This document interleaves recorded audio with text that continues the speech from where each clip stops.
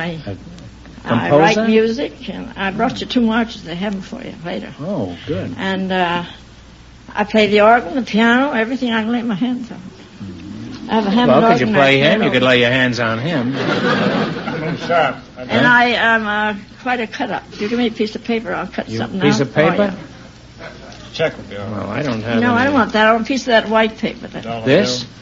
This is cardboard. Could you do it Yes, on I this? can do it with that. Huh? And do you know Well, what the thing is, if you cut that up, your name is on there, and I won't know who you are. Cut up anyway. You know what the telephone number is of the Garden of Eden? The telephone number of the Garden of Eden? Yeah. No, what is it? 281 Apple.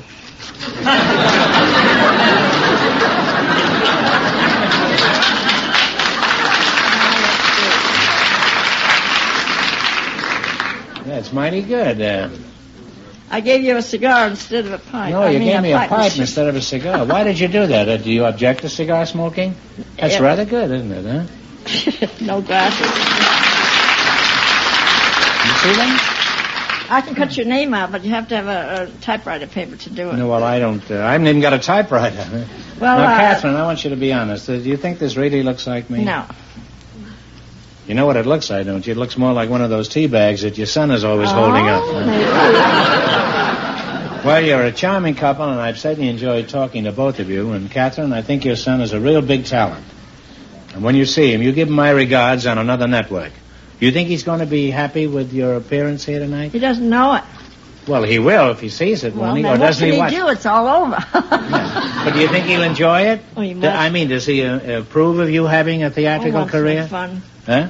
When I'm out. I do lots of club work. I sing and recite and read and everything else at clubs. Women's clubs. Yeah. Well, I mean, but does he He'd rather I stayed home and knit, but I'm not going to. You're the boss, though, aren't you? I'm the boss yeah. for myself. Well, you just keep throwing your weight around. You selected United States geography, and I'm going to ask you some questions. If you miss 2 in a row, you're out. If you get 4 in a row right, you win $1,000. Now, what state is famous for its bluegrass region? Kentucky.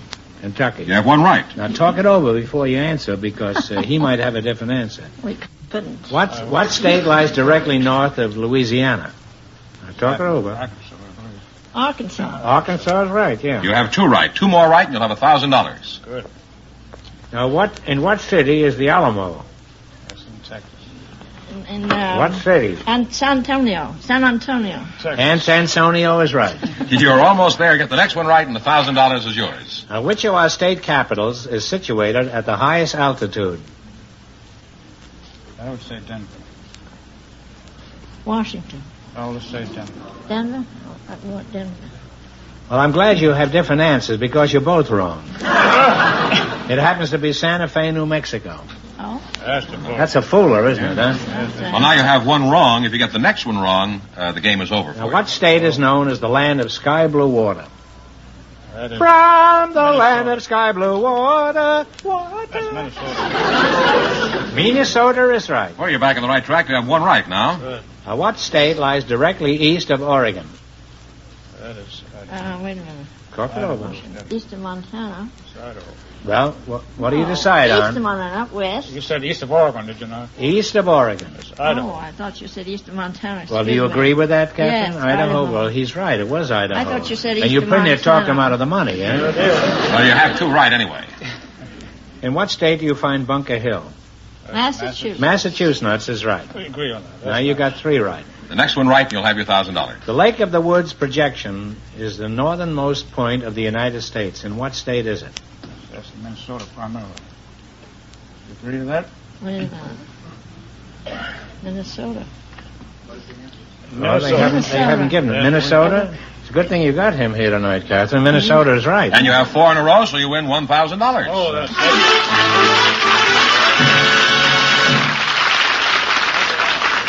Now you've won $1,000. Now you can keep it and clear it, or else you can come back later and try to double your money. You might even get a chance at $10,000. So go over there and sit down and think about it. And thanks for being on the show.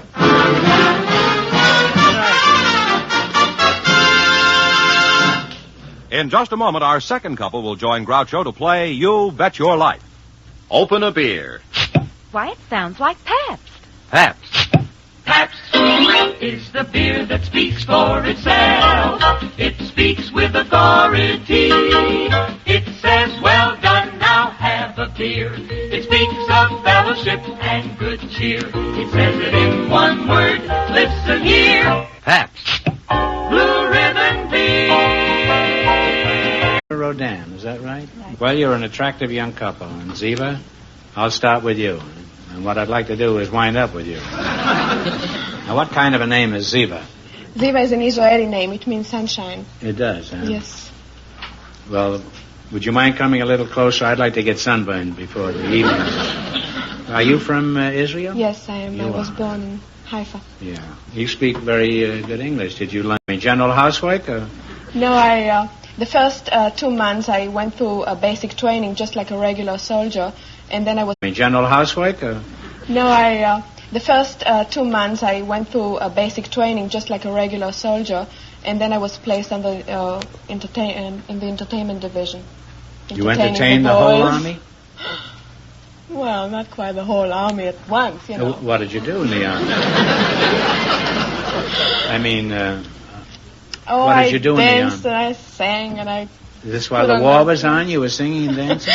Of course. They have dances in the army in Israel? Well, it's something like the USO, you know. Apparently the Gaza Strip isn't what I thought it was. No wonder they've been fighting over it. You know... I'll get around to you in a moment, Ziva. And get started with this character here. You're Murray Rose, huh? Right. Now, where are you from? From Australia, Groucho. Whereabouts? Were you born under a kangaroo? Or? I was born in Birmingham, England. You just said you were from Australia. Well, I was born in Birmingham, England, and I traveled to Australia when I was 1, and I've been living there in Sydney ever since. Well, what are you doing here? I'm studying. I'm a student down at SC, Southern California. Oh, I didn't know they had any students at USC. What are you studying there?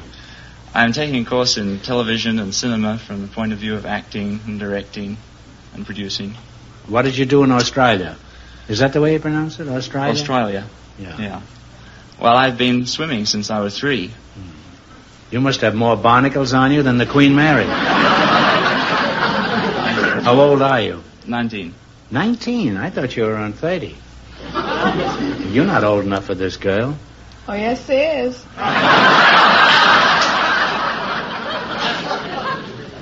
This kid talks for herself, huh?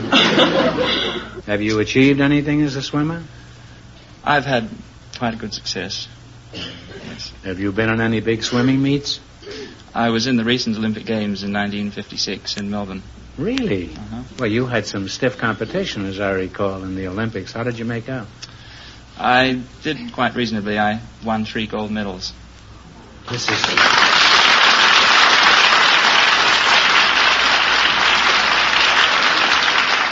This is what is known as typical British understatement. Isn't that something of a record, 3 gold medals?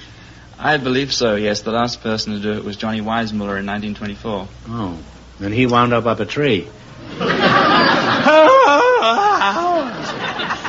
Now, Murray, do you have any particular secrets for winning gold medals? Any training rules that we'd be interested in that would help these people out front, for example? Well, I restrict myself to no drinking, no smoking, no late nights, no dates.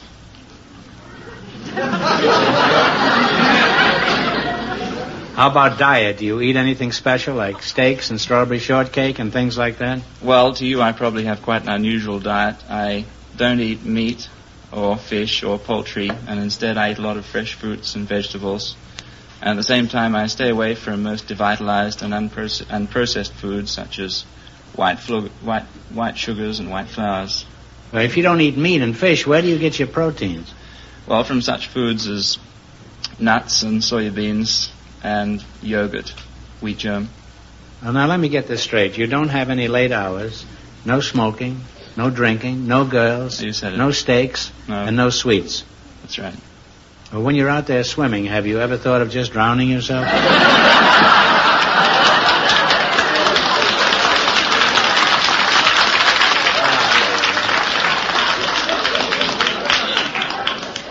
Well, you're a lovely couple, and if you don't get married, Tonight, you both ought to have your heads examined.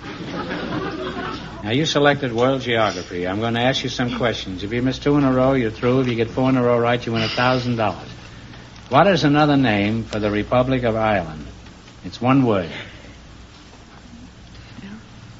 Ire? That'll do. Could be Aaron, too. You now have one right. I used to know a boy in Ireland. He was an Aaron boy. No, it's E-R-I-N. Cologne is the city on the Atlantic side of the Panama Canal. What is the city on the Pacific side? It is in France, isn't it?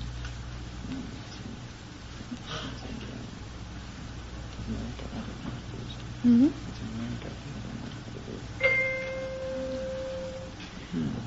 Take a guess. Well, the bell is wrong. Well, it's Balboa. Abyssinia is the former name of what country?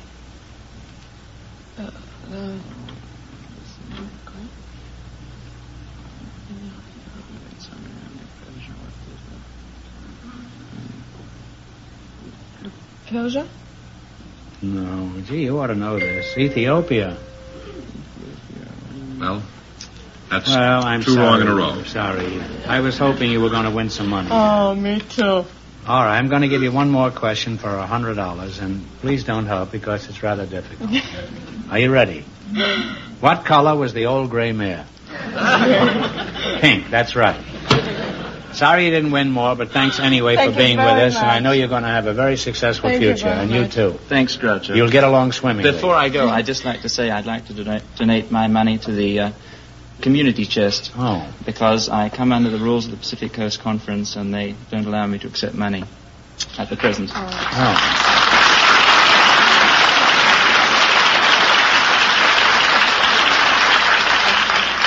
Well, you're a fine young fellow, and I'm sure you're going to be a great success. And thanks for being here.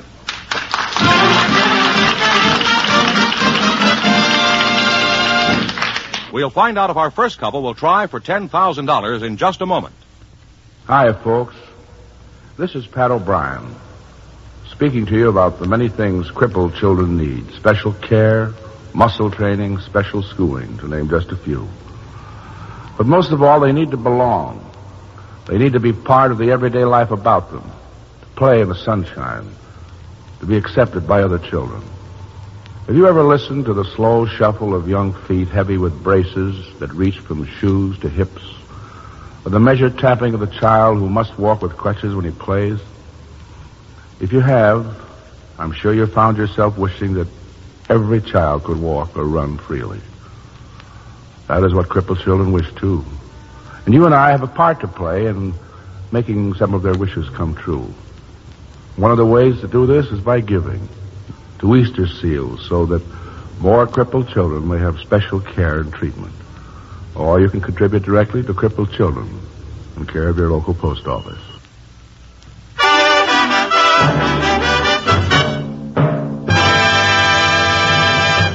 George, we're ready to see who wants to get a crack at all this fabulous money. All right, here's Stephen Perkins and Mrs. Catherine Godfrey. Would you come back out here again, please? Now, if you decide to try for the 10 and you fail, you wind up with a total of 500. Now, what are you going to do? Well, I think I will let him do it, and I'll back up. Well, congratulations on winning the 500. Now, take a seat over there. Now, Mr. Perkins, you're going to try for the big money, huh? Yes, I'll go Now, on. think of a number between 1 and 10. 9. 9? Well, give the wheel a turn. Okay.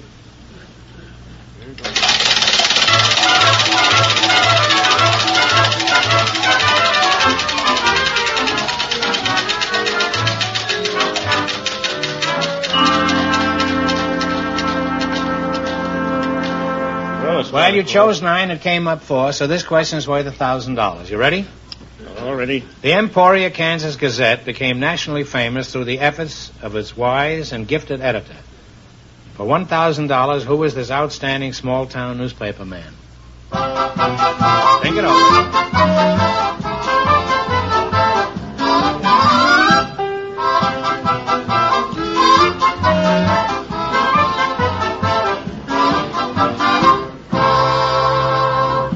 What have you got? That was Mr. White. That was William Allen White is right. Yes, that's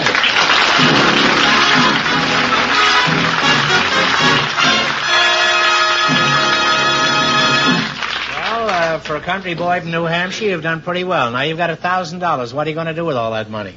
Well, I don't mind hard work, but that's a difficult decision, and I think I'll let Mrs. Perkins decide. Well, congratulations, and thanks for being with us. You bet your life.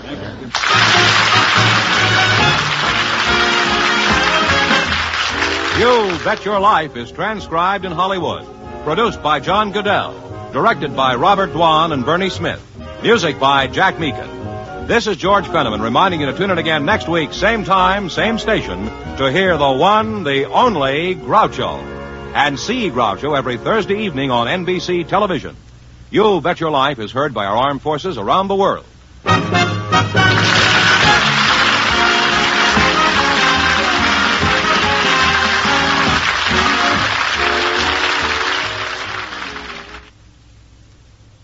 The Telephone Hour celebrates St. Patrick's Day with an all-Irish program starring Brian Sullivan tonight on most of these NBC stations.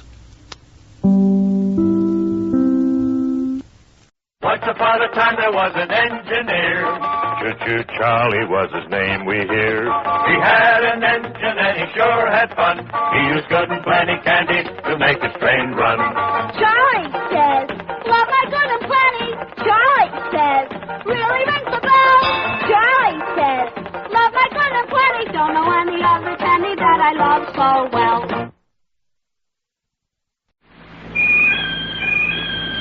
Yo-ho, yo-ho, brushless or lather, boys, whichever you've the notion. 50 cents for shaving cream, $1 for the lotion. Old Spice means quality, said the captain to the bosun. So look for the package with the ship that sails the ocean. Yo-ho, yo-ho, yo-ho, yo-ho. Keeping the radio memories alive thanks to the sponsorship of John Paul Pet. Pet care with a salon pedigree. Visit jppet.com today. Do you know the one-word recipe for cheesecake? Greens, greens, greens, greens, greens, greens, greens, greens, greens. Greens cheesecake. Greens, greens, greens. Greens cheesecake. Sweet crumbly biscuit, smooth tangy filling. Just add milk and butter, made in 10 minutes and no baking. Greens, the one-word recipe for cheesecake. Greens cheesecake. Compare Square Deal Surf with any other leading detergent and see how much more powder you get. Buy Square Deal Surf and get 18% more powder. 18% more whitewashing. You're listening to 1940s radio on the Rocket Classic Radio Network.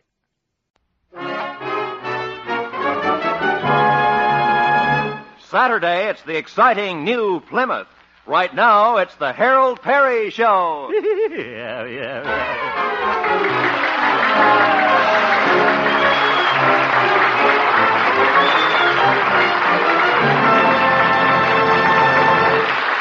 Yes, friends, Saturday is the big day, the day the thrilling new Plymouth comes to town. New beauty, you bet, from any angle. Outside, sweeping long lines. Inside, new styling, smart tailoring, and color harmony. And talk about performance, man, there's never been anything like it. But literally, because Saturday, Plymouth introduces Safety Flow Ride. Not just a minor improvement you might expect on any new model, but a spectacular engineering development. Plymouth Safety Flow Ride means that now you get a smooth ride on all kinds of roads. Yes, even the roughest, bumpiest roads you know. It's a brand new riding sensation you've got to experience to believe. So come on in Saturday to your nearby Plymouth dealers and arrange for a demonstration ride. Remember, Saturday's the day, Plymouth's the car.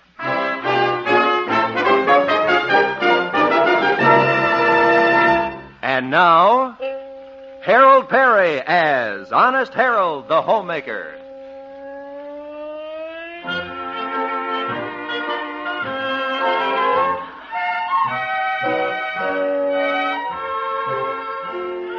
Well, let's look in on the little town of Melrose Springs, home of that popular radio entertainer, Honest Harold the Homemaker. This is Harold's week to broadcast the 6 a.m. weather reports, and for the second morning in a row, he has overslept. It is now 9 a.m., and we find our worried weather reporter plodding along on his way to the radio station. What a horrible day. Looks like it was up all night. Wonder what my dear boss, Stanley Peabody, will say. Yesterday he threatened to fire me if I missed broadcasting the weather again. Who listens to weather reports at 6 o'clock in the morning? Just the chickens. They don't need the radio to tell them it's cold. I'd know enough to go in the coop if I had snow on my tail feathers.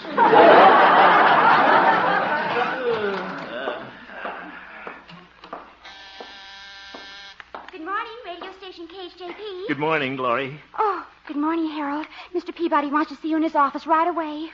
Maybe he's going to fire me. Gloria, how is Stanley this morning? Is he in a good mood? Well, when I saw him, he looked sour. Sour? Yes, he was drinking his yogurt. My goodness. Well, that was a little joke. It certainly was. See you later, Gloria. I hope. I'm not afraid of Stanley. Just let him try to fire me. I'll show that prissy pants. I'll walk right in his office, look him right square in the eye, and I'll say, look here, you old... Oh, hello, Stanley. Oh, it's you, Hemp. Yeah, it's me. Well, don't just stand there. Come in. Oh, yeah, thank you. Yes, sir. Well, Hemp, you missed the weather reports this morning. Overslept again, didn't you? Well, yes. You see, Stanley, I bought a new alarm clock, and it plays chimes. When I heard it this morning, I thought it was Sunday, so I went back to sleep. Hemp, can't you think of a better excuse than that? Well, how do you like this one? The reason I was late... Never mind. Hemp, I've come to a decision about you. Oh, here it comes. I've been thinking it over for a long time. Wonder what time the employment office opens. Hemp, I'm leaving town in about an hour. I'll be back tomorrow morning. But while I'm gone, I'll have to put you in charge of the station. Huh? Hemp, close your mouth. Yes, sir. Well, so I'm going to be in charge of the station. Yes, but only because there's no one else available. That's why I have to pick a bungler like you. Oop, I hate him. Well, don't you worry, Stanley. I'll make things hum. First, I'll go down and talk to my sponsor, Mr. Turner, at the mattress factory. I'll sell him another 15 minutes. Don't you dare talk to Mr. Turner. All I want you to do is sit here in my office and answer the phone. And remember, don't try to fill my shoes. There's only one Stanley Peabody. Yeah, that's one too many. What's that, Hemp? Eh? I said, say hello to your Aunt Ginny. Have a nice trip, Stanley. Goodbye.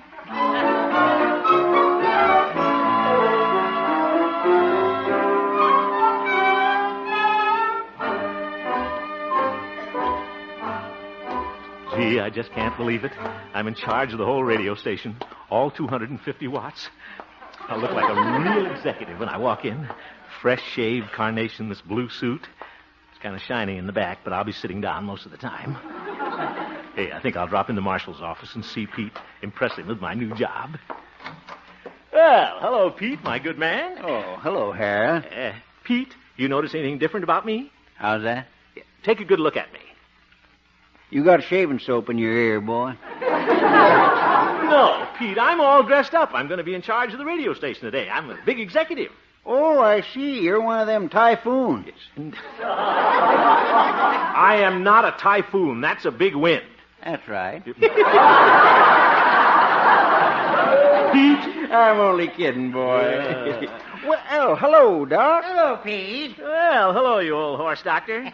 Well, hello, crooner. Now, Doc, Harold ain't just a crooner now. He's manager of the radio station today. Oh, is that so, Harold? Yeah, that's right, Doc. I'm in complete charge down there. Mighty big responsibility, but I guess I can handle it. Complete charge, eh? Yeah. Well, I suppose you could even hire entertainers if you wanted to, huh? Oh, certainly. I know a wonderful act for you, Harold. Oh, who's that? Me and Pete. What? Yeah, we're a singing duo. Yeah, boy. We call ourselves the Three Andrews Sisters minus one. Oh, my goodness. Come on, Maxine. Okay, Laverne. I was waltzing with my darling. Fellas. To the Tennessee Waltz. Maxine, Laverne. Oh, this old friend is leaving. Goodbye.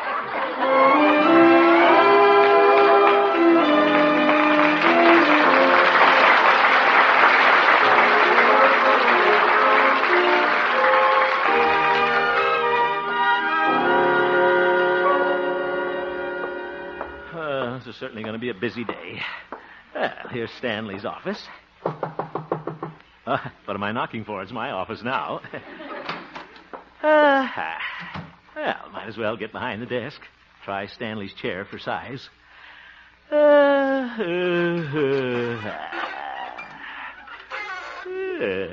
chair's very comfortable. It spins around, too.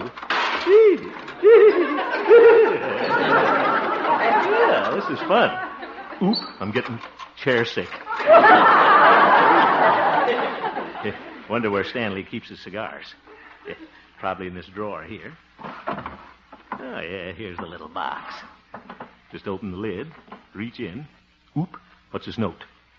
Hemp, keep your sticky fingers out of my cigar. What a sneaky thing to do. Who's that? Come in. Hello, Haroldy Waroldy. Well, hello, Theodora.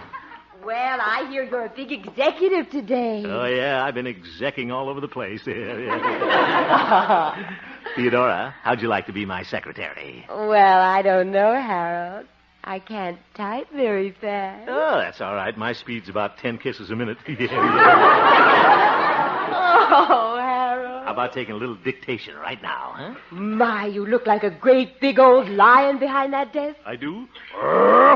It's too bad you're not station manager all the time. Yeah, it certainly is. That Peabody, he runs this station like a yogurt factory. I bet you could run it much better, Curly Lashes.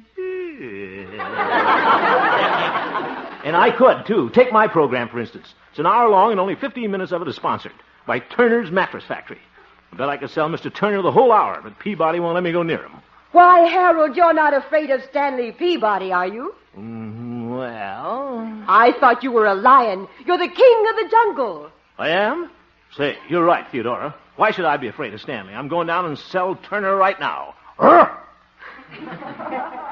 Theodora. Harold, you're so masterful. Theodora, come here and sit on my knee. Yes, sir. Now, kiss me. Yes, sir.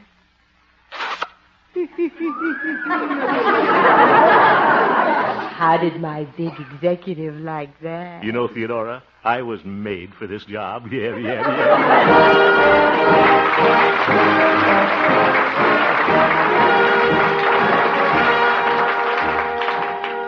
Yeah, Theodora's right. I'll show Peabody how to handle this. It must be Mr. Turner's office at the end of the hall. There's a door on it. He'd be pretty thrilled to see me. After all, I'm the star of his radio program. Come in. Mr. Turner, I'm Honest Harold, the homemaker.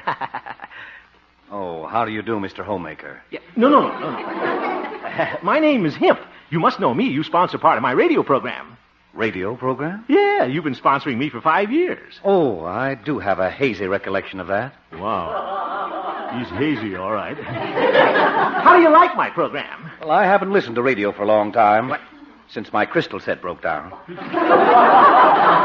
Oh, brother. My favorite radio orchestra is the A&P Gypsies. Yeah. They're going places. They've already gone. I haven't heard the street singer lately. What happened to him? I guess he's working another street. Oh, too bad. Yeah, Mr. Turner, I was just wondering if you wouldn't like to sponsor the entire hour of my program. Well, I don't know, Mr. Hemp. What kind of a program is it? Oh, it's really very good. I usually start it off with a funny joke. A joke? Oh, yeah, like this one. Here's a funny one.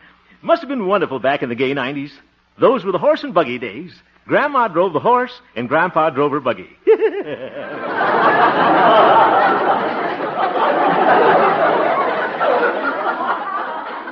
What else do you do? Well, then I sing a little. Oh, I'm very glad you came in. Oh, that's all right. Glad to do it. Are you going to take the whole hour? No, I think I'll give you back your 15 minutes. Ooh. Mr. Turner, you're going to cancel my program? I'm sorry, Mr. Hemp, but I'm afraid as far as radio is concerned, I'm through. So am I. Can I borrow one of your mattresses? I wonder where the A&P Gypsies are camping tonight.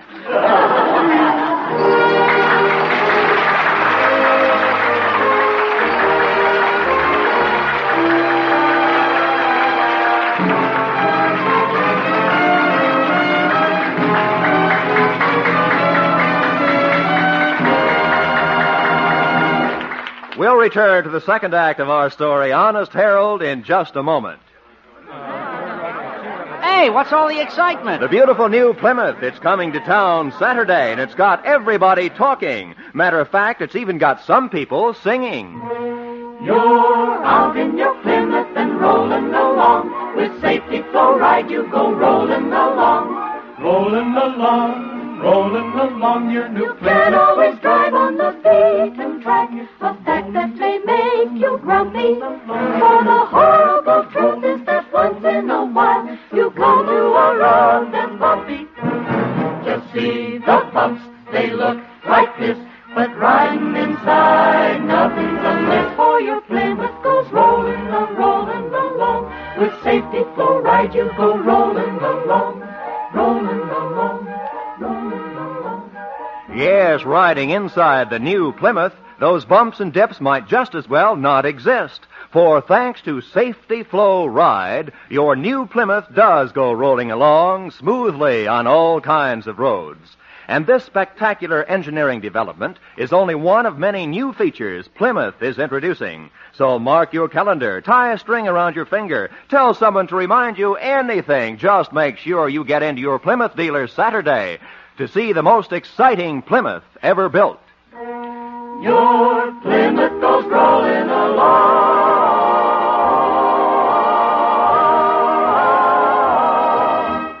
And now, back to Honest Harold, the homemaker.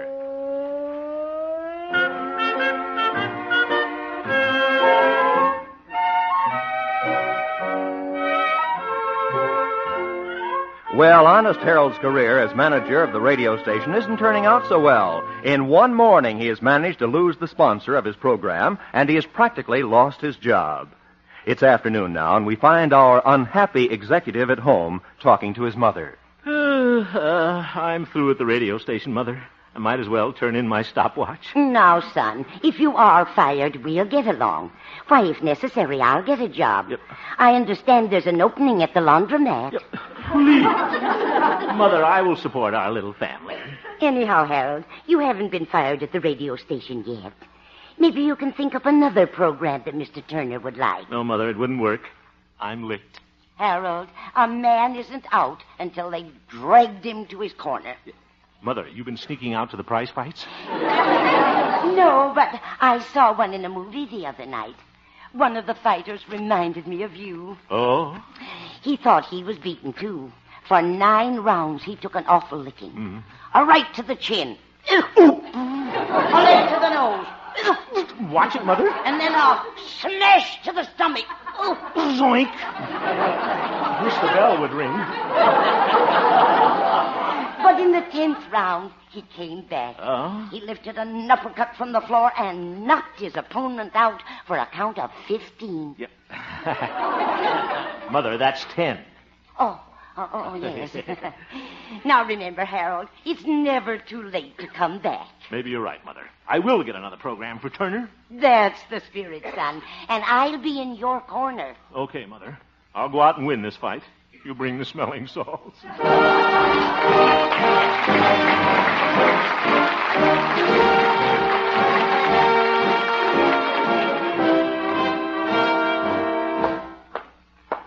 What kind of a program would Turner like? Better get an idea pretty soon. I'm wearing out the floor in this office.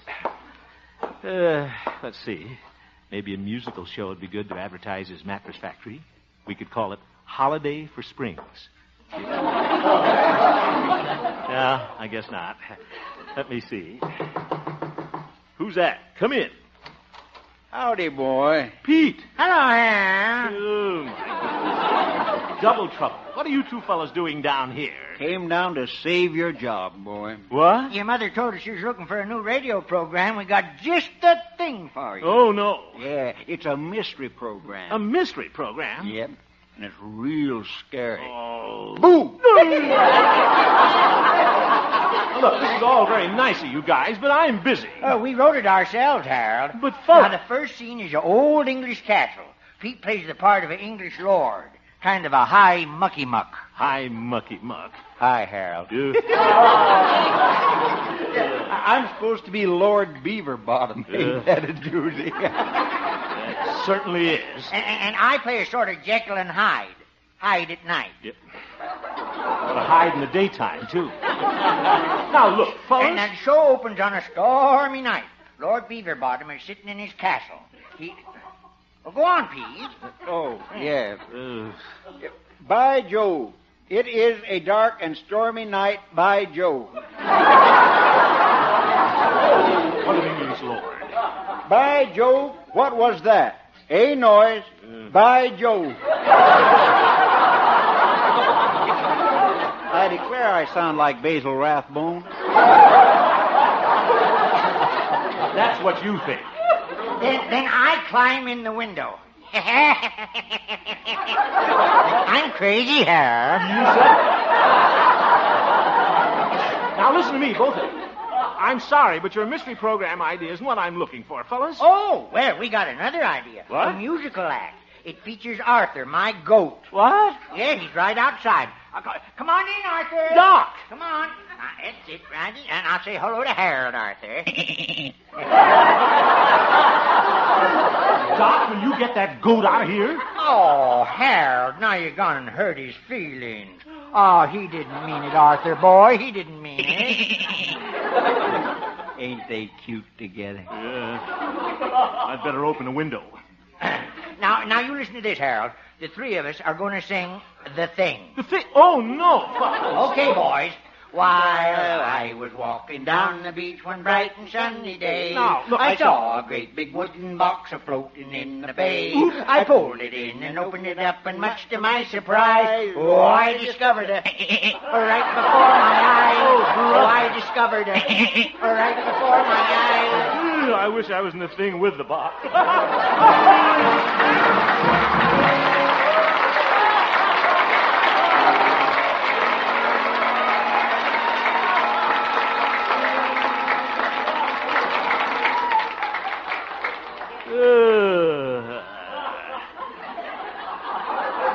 Certainly is getting late. Almost time to go home. Still haven't got an idea. Let me see. What do they put in mattresses? Tufts. Say, maybe I could get Sunny Tufts. Oh, no. Stanley will be back in the morning, and I'll be looking for a new job. Oh, Harold. Yes, Gloria? Oh, Mr. Peabody's girlfriend is here. What?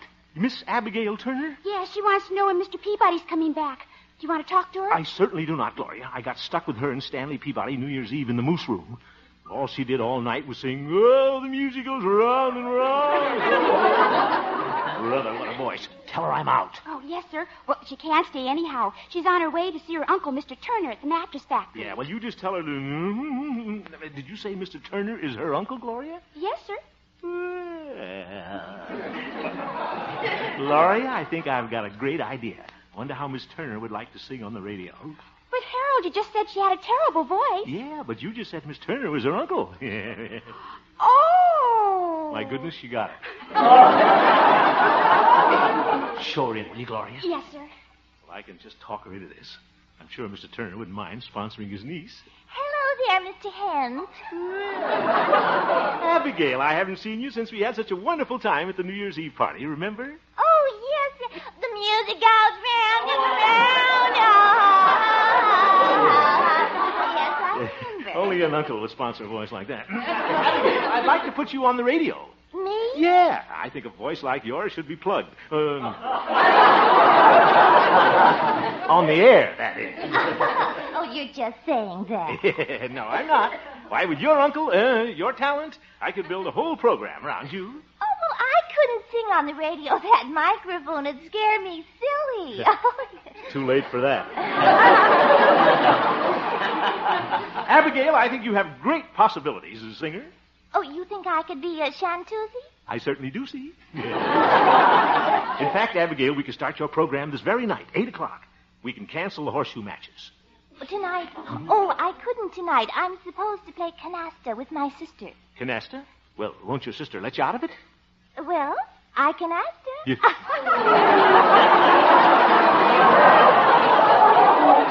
Oh, good. You asked her, will you?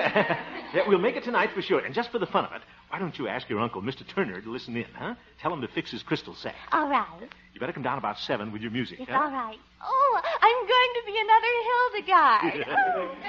Paris in the spring, tra-la, Oh, hate myself for doing this, but I got to keep Mother out of the laundromat.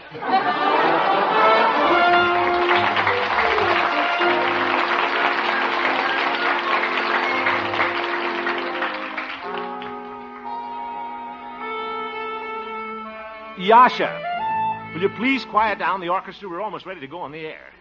Thank you. Oh, where's Abigail? Oh, there she is, spraying her throat. Oop, listen to her.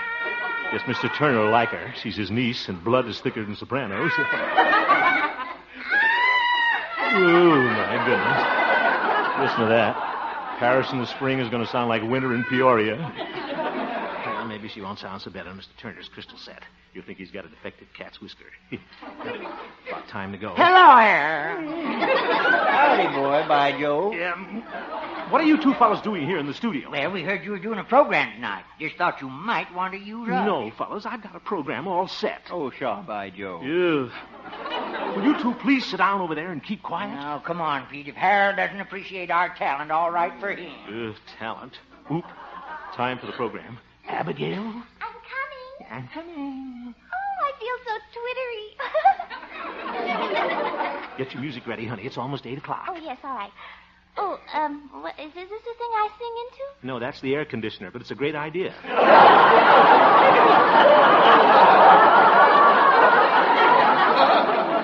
The microphone is over there. Oh, here. Oh.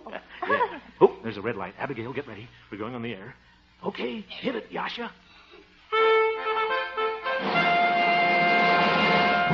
Ladies and gentlemen, in place of the horseshoe tournament usually broadcast at this time as a public service, radio station KHJP proudly presents a new program. No sponsor yet. Songs by Mr. Turner's niece. Abigail Turner. Her first number will be Paris in the Spring. Okay, Abigail. Oh. Paris in the spring. Oh, I'm so nervous. Start it over. Paris in the spring. Tra-la, tra-la. I can't remember the next line. Look at your music. Okay, Yasha. Paris in the spring. Doc brought his goat in here. He's coming up here. Arthur, go away. Get off the platform, you little ham. Paris in the spring. Oh, Arthur, let go of my music. Oh, he's eating my music. Ooh, Arthur, cough up that music. Cough it up. Doc. What's the matter, Harold? Arthur just ate Paris in the spring. He loves French food. I can't go on without my music. I can't go on. Don't you worry, Harold. Pete and I will save the day. What? Come on, Pete. Here, I'm ready, boy, by Joe. Oop. All right, Yasha. The thing from the coda. Wait a minute. I pulled it in and opened it up, and much to my surprise, I discovered that right before my eyes. Oh, I'm going into television.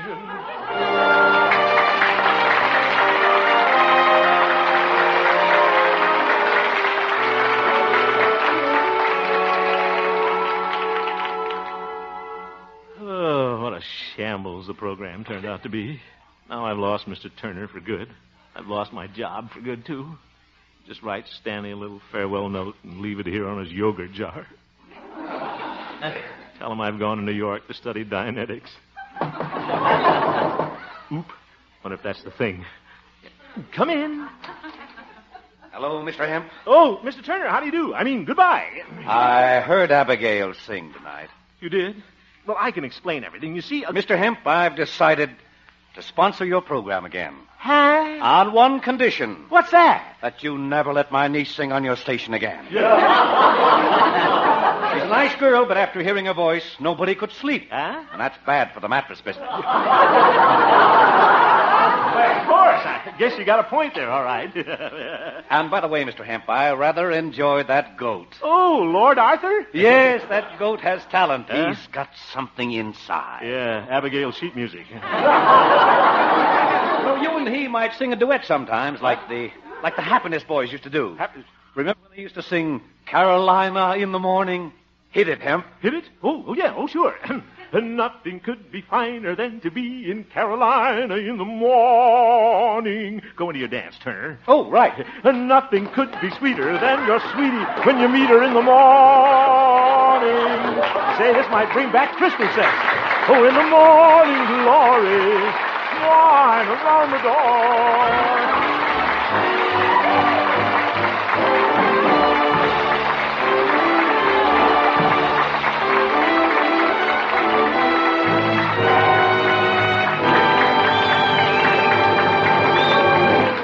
New outside. New inside. New ride. New Plymouth. That's the story at your Plymouth dealers this Saturday. The story of the most exciting Plymouth ever built. New outside. An all-new look from any angle. Wide, low, graceful hood and grillwork. Flowing fender lines. Greater vision. New inside. Smart, new styling and color harmonies that spell limousine luxury. New ride. Sensational safety flow ride. The Plymouth engineering development that takes the bounce out of bumps and makes you a better, safer driver because you drive relaxed, free from tension. Yes, new outside, new inside, new ride. That's the new Plymouth.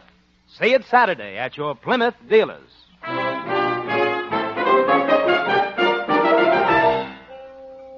You have just heard the Harold Perry Show, Honest Harold. The supporting players tonight included Olin Soleil, Parley Bear, Maury Alden, Ed Begley, Mary Jane Croft, and Jane Morgan, and featured Gloria Holliday as Gloria and Joseph Kearns as old Doc Yak Yak. And Jess Kirkpatrick, as the little goat. Yes, Norman MacDonald directed, and the music was composed and conducted by Jack Meakin.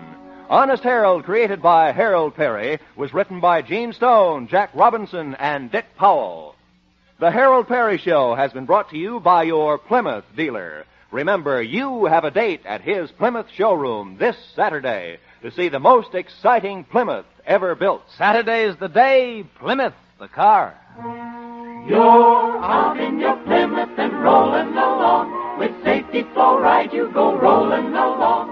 Roy Rowan speaking for CBS, where you laugh at Jack Benny every Sunday night on the Columbia Broadcasting System.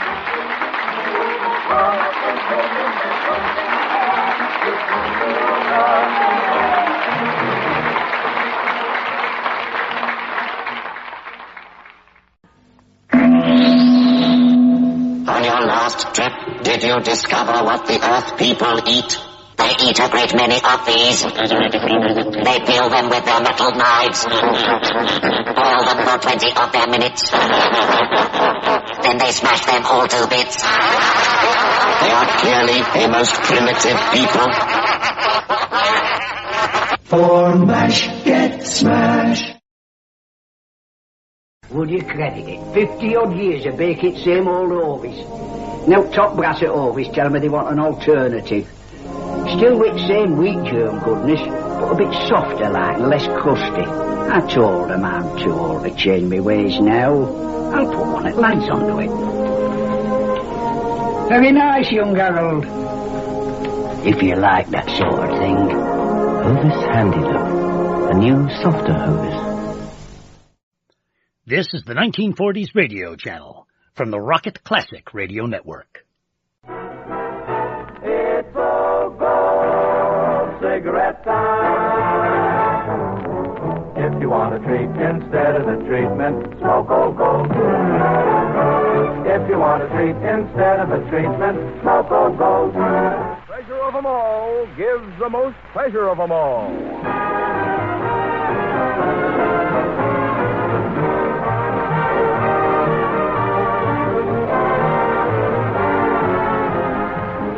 This is Marvin Miller, ladies and gentlemen, speaking for the makers of Old Gold cigarettes, who are pleased to present the 30th in a series of new programs with Carmen Dragon and his orchestra, starring Metro-Goldwyn-Mayer's lovable Frank Morgan, the genial Don Amici, and charming Frances Langford, who sing... Come away with me, Lucille, in my merry Oldsmobile. Down the road of life we fly, automobile bubbling you and... Thank you, ladies and gentlemen, and good evening. Pardon, Don. What is it, Simon? Well, last week you told me to stick to my music and forget about telling yonkers, and I disagreed with you, remember? I remember. Well, I asked my wife, and she thinks you've got a good point. Oh, she does? Yeah. Then I used my head, and I think I got a good point, too. That's for sure. So I combined the music with the yoker, and what did I get? What? A musical yoker. Oh, no. Boys, let me have a chord. A modest sword swallower married an inflated balloon dancer, and right after the ceremony, he left her flat.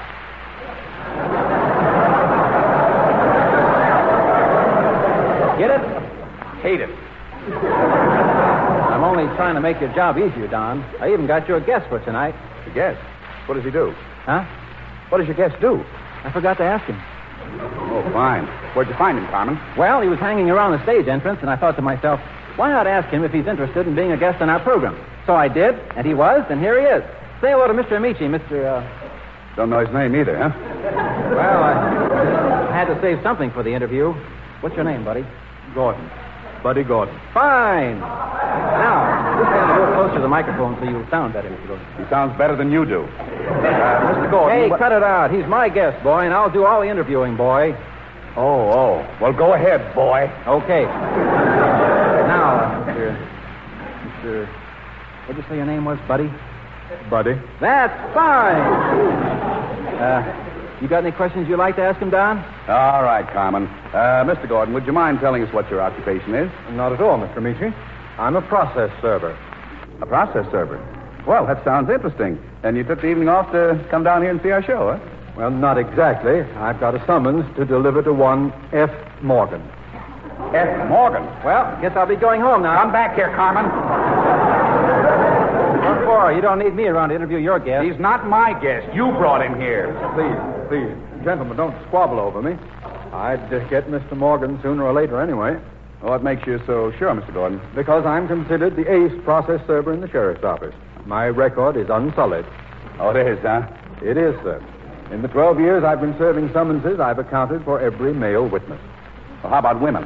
In 1947, I caught 394 matrons and 64 debutantes. You did? What you use for bait? Frank.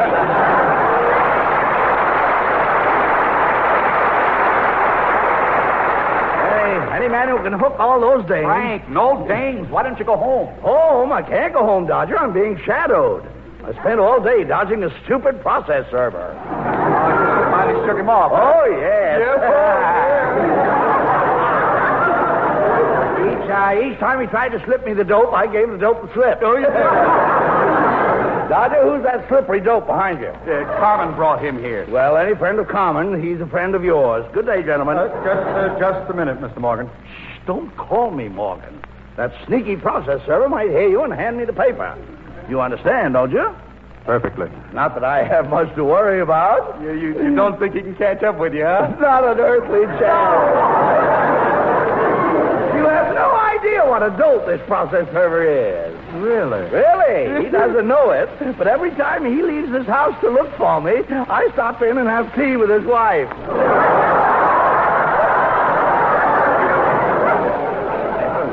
What? Oh, you should see her. First time I ever had tea with a lemon. She thinks I'm a full of brush man, and I keep giving her samples. Frank. If her husband comes home, I'll have to give her the brush. That's very interesting. Yes, isn't it? Yes.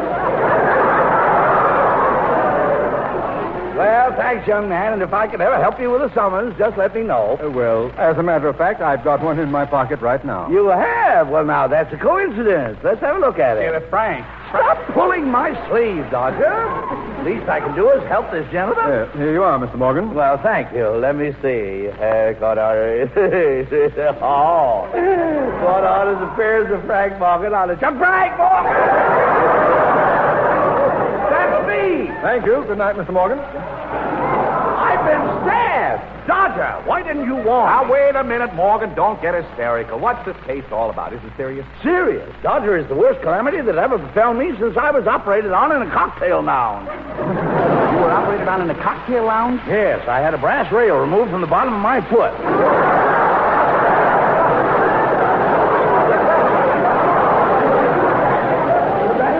story. Yeah, well, what about the stump? Well, I was driving to the studio last Friday at a moderate rate of speed, accompanied by an old friend. Oh, yeah. Charming thing whose acquaintance I made at a bus stop. Yes, while waiting for the lights to change. Oh, sure. My companion was a prim young lady, very straight-laced in a loose sort of way. We were discussing her career when the accident happened. What accident? Well, as I said before, I was driving very carefully with both hands on the girl wheel. When suddenly I saw careening towards me a heavy car, obviously out of control. Oh, my. By an amazing piece of quick thinking, I managed to meet him head on. Now, that's using your head. What a crash. The girl didn't have a mark on her, but I was covered with scratches. Some of it was from the glass. She has the audacity to sue me. Well, it sounds to me like the girl has a legal claim, Frank. You better get yourself a good lawyer. Poppycock. I'm going to handle this case myself. I'll secure a writ of reprieve, and after a process verbal, I'll distrain the litigant and have the assumption declared void. Do you know anything about law? Are you serious, Doctor? The great hall of Old Bailey in London still echoes with the eloquent pleas made by the renowned Frank Morgan, K.C. K.C.? You mean you were a King's Counsel in England? I was, my boy. I was the first barrister to hold diplomas from the two famous legal colleges of Crimpus and Chisling. Yes, I graduated cum laude from Crimpus and took a postgraduate course in Chisling. At 22, I became a King's Counsel. Why don't you stop it, Frank? You're not talking to some half-witted schoolboy. I'm not? There isn't a soul in the world who believed you were a lawyer unless he was a thick-skulled young bumpkin from the sticks. I don't want to intrude, Don, but I believe Mr. Morgan. Well, it's that thick-skulled young bumpkin from the stick. Pull up a stick and rest your thick bumps, Kunky. Pardon? Frank, I refuse to stand here week after week and watch you lower the dignity of Marvin Miller. Well, I'll stand here and you lower it. Mr. Morgan, I don't want to bother you. Well, you do, you know. I'm sorry, but I overheard you discussing law, and I've studied the legal profession for years. Right now, I'm wrapped up in 3 Champerty suits. Really? I thought you got those bulges from stuffing turkeys up your vest. Had enough, Marvin? I told you this Baker doesn't know anything about law. Nonsense. For generations, the Morgans have been fixtures at the bar. I know.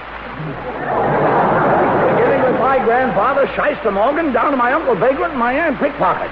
Your Aunt Pickpocket? Yeah, the dippy old snipe. Always lifted her own poke when she was jugged.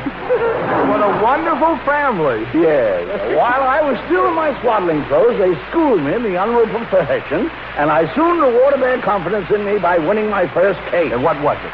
The principals were an itinerant tinker and a wealthy chambermaid. Oh. She had married the tinker and drawn a will in his favor. Later, she regretted her action, and after working with the stubborn maid for 6 hours, I managed to break her will.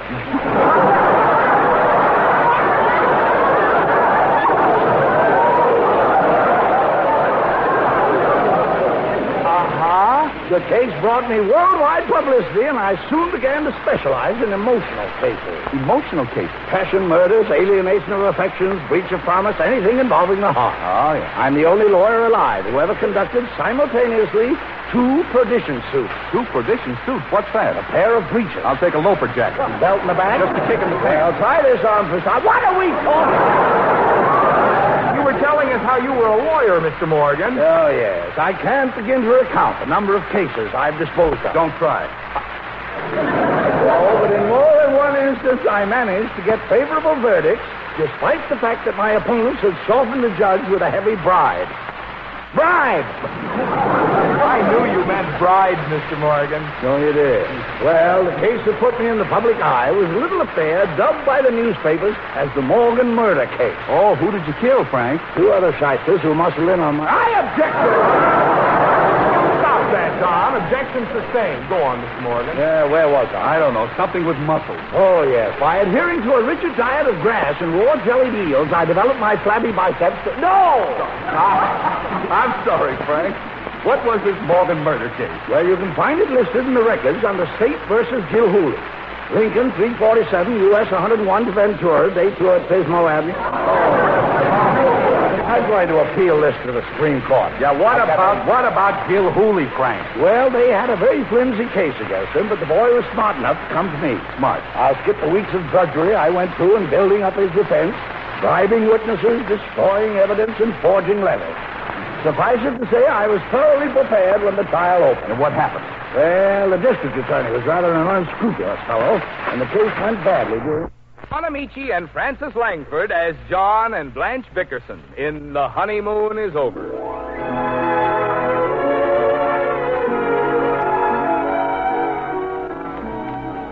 Two 2:00 in the morning finds the Bickerson automobile straining under the additional weight of a house trailer, moving in the general direction of Yellowstone National Park. This is John Bickerson's first vacation in 7 years, and his wife, Blanche, is determined to see that he gets a good rest. They've been driving steadily for 9 hours. Listen. John, No, don't slump like that. I'm not slumping. You are, too. Your eyes are almost closed, and your head keeps lolling on my shoulder. Well, I'm sleepy, Blanche. I can't drive anymore. You're not driving, I am. I haven't touched the wheel for the last 8 hours. I've driven all the way since we left that gas station in Bakersfield. What are we doing in Bakersfield? You and the car got tanked up at the same time.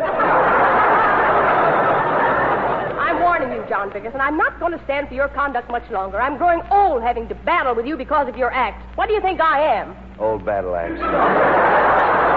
What? You put out the lights, Blanche. What are you talking about? I don't know. I'm not listening. Drive careful, Blanche. Good night.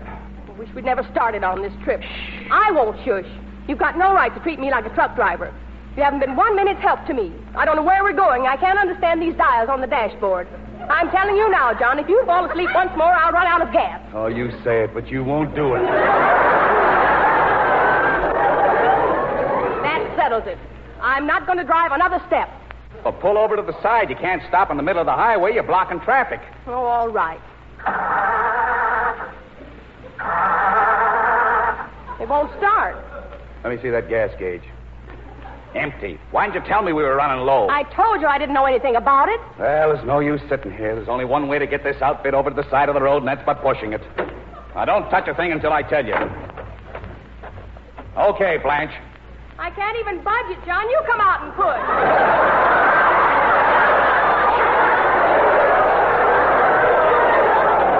Wait a minute. Let me try this stuff. Why, you didn't even have the ignition key on.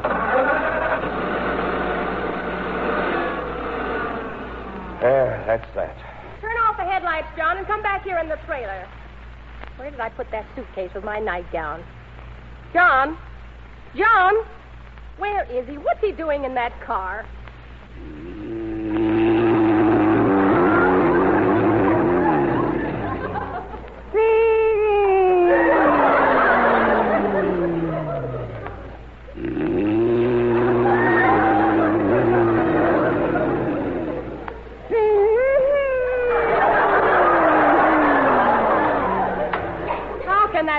Sleep with his head in the glove compartment. I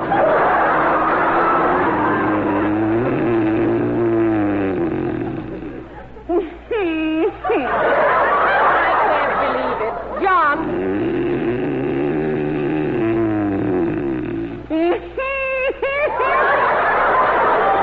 Get out of there. Yeah, get out of there, Blanchard. What's the matter? What time is it, Blanchard? Come on out of that car and sleep in the trailer. Now, watch your step. I'm sleepy. I don't want to open my eyes. Go on. Get in. Now, take your clothes off. Where's the bed?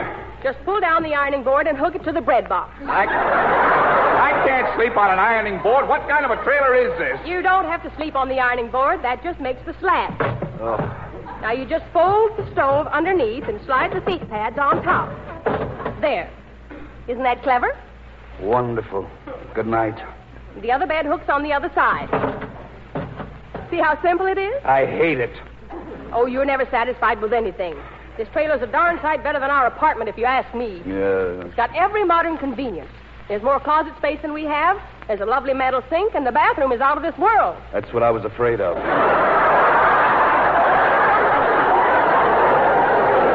Blow out the candle, Blanche. It's not a candle. It's an electric bulb shaped like a candle. Well, turn it off and go to sleep. Oh, I've never been so tired in my life. Well, if it won't trouble you too much, I'd like to get out of my clothes. Would you mind unzipping my back? Back up. Thanks. Here's the zipper. Not Couldn't help it. The darn thing came off in my hand. Why don't they sew it on tight? I'm going to take it back to Madame Selma's and get a refund. Then I'm going out and buy some real clothes. Oh, you got plenty of clothes. I have not. You have, too. You spend a fortune on clothes. How can you say that? All I own is this dress and that red dinner gown. And I got that gown for a ridiculous figure. Well, you were fatter then. I'm talking about the price. Don't you go babbling about me spending money for clothes. Is it any crime that I need a new dress? You always need a new dress. When I married you, you didn't have a rag on your back, and now you're covered with them. It's true, though. All I've got is rags. And you scream your head off if I buy one dress a year. In another 2 months, I'll have absolutely nothing to wear around the house. Then what'll I do? Pull down the shade.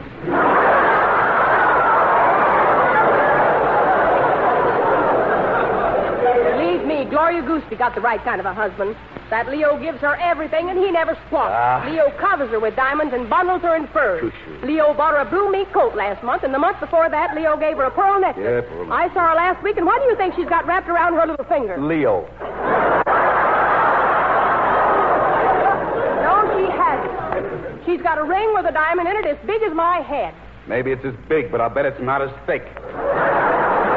You be careful how you talk to me, John. Well, you're always riling me up. I didn't start anything. You did. You want to do nothing but fight, fight, fight. Keep quiet. You'll wake the neighbors. What neighbors? We're in a trailer a million miles from everybody. I wish I was home. Oh, so do I. Good night. Oh, John, can't we even enjoy ourselves for 1 week? I didn't mean to start anything. Well, get to bed. I'm so tired, I don't know what I'm doing. All right. Well, hand me my cold cream from the overnight bag, will you please, John? It's right under your bed. How do you jam all this stuff into one small bag? Hairnets, bobby pins, slippers, stockings, bathrobe. Here's your cold cream. Thanks, dear. What's this? Since when do they put fur on them? All earmuffs have fur on them. Oh, they're earmuffs. Are you ready for bed now?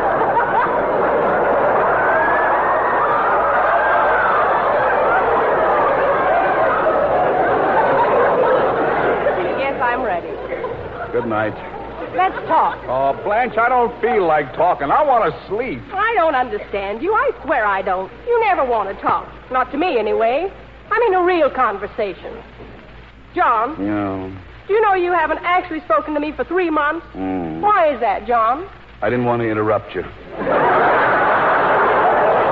See, then you say I start everything. Can't you say something nice to me just once in your life? Must you always dig at me? Blanche, it's 3 o'clock in the morning. I don't care. I try to be sweet to you, and you won't even be civil. Oh, I'll bet there is another woman alive who has to humiliate herself the way I do to get a kind word from her husband. Why did you marry me if you can't stand the sight of me? I can stand the sight of you. But you don't love me. Yes, I do. You don't. I tell you, I do. Then why don't you say it? I've said it until I'm blue in the face. I made records in 7 different languages. I broadcasted on Truth and Consequences. I even offered to stamp out John Loves Blanche with a hot branding iron, didn't I? You wouldn't let me do it, would you? No. Why not? Because it was burning my hip.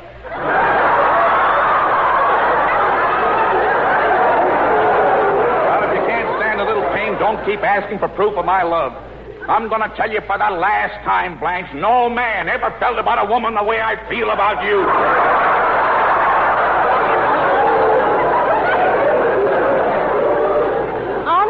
Honest. Do you really despise me? You know I do. Please don't start that all over again, Blanche. Well, I can't help feeling that... What was that? What was what? Outside the trailer. I thought I heard somebody prowling around. Get up and look, John. Oh, there's nobody there. You left the keys in the car. Why don't you get up and look? There's nothing to look for. That proves that you don't love me. You once told me you'd face death for me, didn't you? Yes. Then why don't you go see who it is? How do I know he's dead? I'm scared. Oh, don't be scared. John, if anybody breaks in here, will you save me? Yes, I'll save you. Why? Oh, what's the matter with you, Blanche? Why don't you just calm down and go to sleep? I can't sleep. I'm worried. Well, I tell you, there's nobody outside. It's not that. I've got something to tell you. Well, tell me. If you give me a kiss, I'll tell you. Tell me later and I'll kiss you later. You might not feel like kissing me later. I don't feel like kissing you now. Not after the way you upset me. What have you done? You remember when we stopped for gas in Las Vegas? I remember. Well, I went into the washroom to powder my nose, and they had a slot machine built into the mirror. You went for it, huh? How many nickels did you lose? It was a dollar machine. Oh, Blanche, you didn't lose $1. I lost $47. $47? You squandered my life savings on a one-armed bandit. I was only trying to make enough to pay for the... How can you throw away my money like that? I worked like a slave to hold on to a few pennies. I deny myself everything. I've been sewing collars on your old bloomers and wearing them for turtleneck sweaters.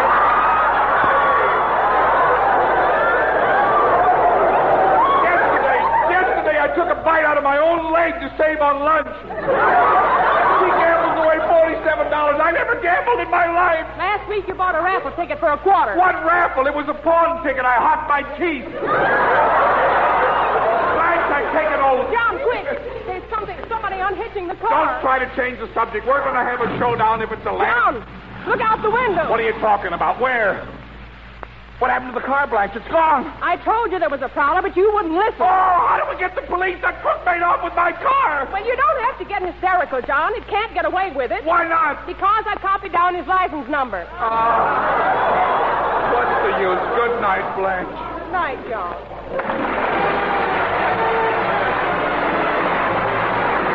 Well, that puts the lid on the 30th Program About You series for Old Gold Cigarettes, written and directed by Phil Rafferty. Hope you'll be on hand next Friday night for Frank Morgan, Francis Langford, and Carmen Dragon in the orchestra. This is Don Amici saying good night and good smoking with Old Gold. Frank Morgan appeared through arrangement with Metro-Goldwyn-Mayer, currently releasing Frank Capra's State of the Union, starring Spencer Tracy, Katharine Hepburn, and Van Johnson. Remember, next Friday at Old Gold time, it'll be Frank Morgan, Don Amici, and Francis Langford with Carmen Dragon and his orchestra, brought to you by P. Lorillard Company. Don't forget, every Friday night on CBS, it's fun for the family. Stay tuned now. Lemsip is a complete cold treatment.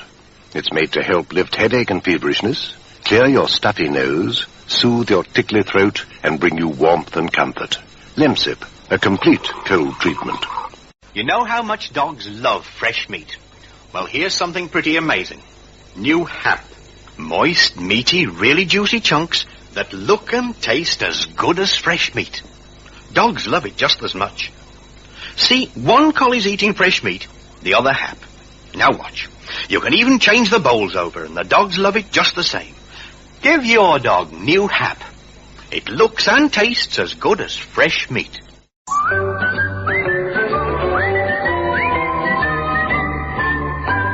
A million housewives every day pick up a tin of beans and say, beans means Heinz.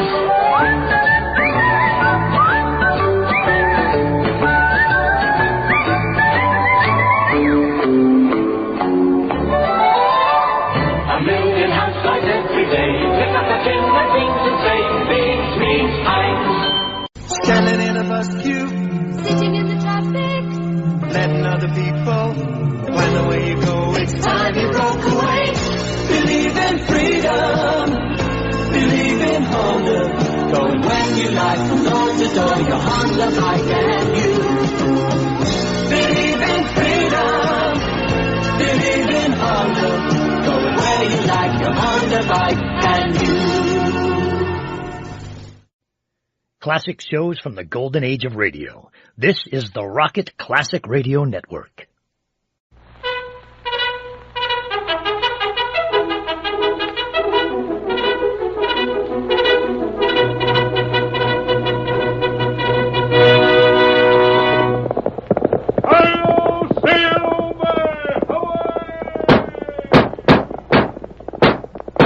A fiery horse with the speed of light, a cloud of dust, and a hearty hi-yo silver, the Lone Ranger.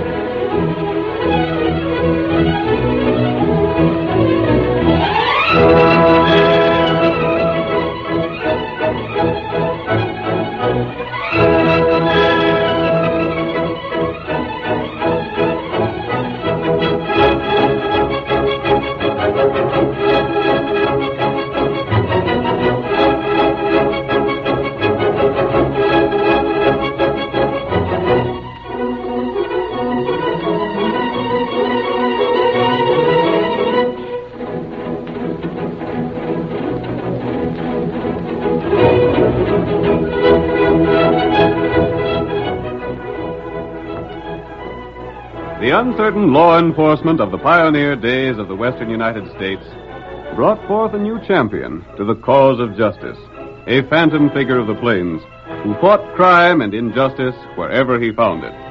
His daring deeds will never be forgotten. And now, as the hoofs of his great horse Silver thunder down the trail of adventure once more, we'll live again the exciting days of yesteryear. The Lone Ranger rides again. Come on, Silver, old fellow! Pass out those right legs of yours! Hi-yo, Silver!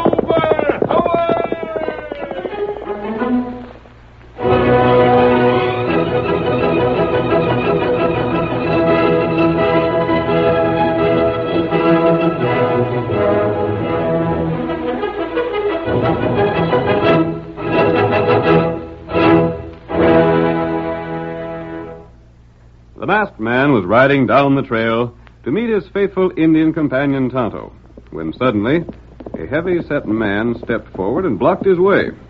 The stranger held up his right hand in a gesture to stop. Oh there, Silver boy. Oh. Hi there. Reckon you're the man I'm waiting for.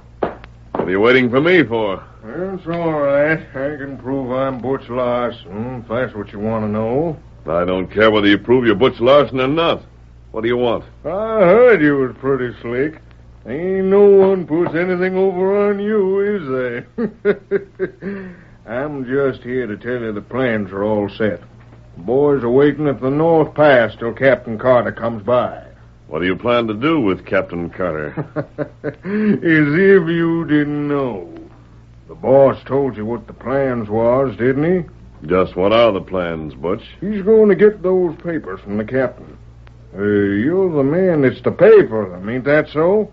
How much am I expected to pay? I don't know nothing about that. You and the boss fix that up between you. The boss didn't know if you knew Captain Carter or not, so he put me here to steer you off the other way so as you wouldn't have to see him. He said you might come masked. I see. The idea is for a couple of the boys to capture Carter when he goes through the North Pass. They'll hold him till he sends for his dispatch box. When it's brought, the army plans will be in it. Captain Carter would like to hear about this, Butch. Put your hands up. What the Sam Hill? What does this mean? It means you're going with me.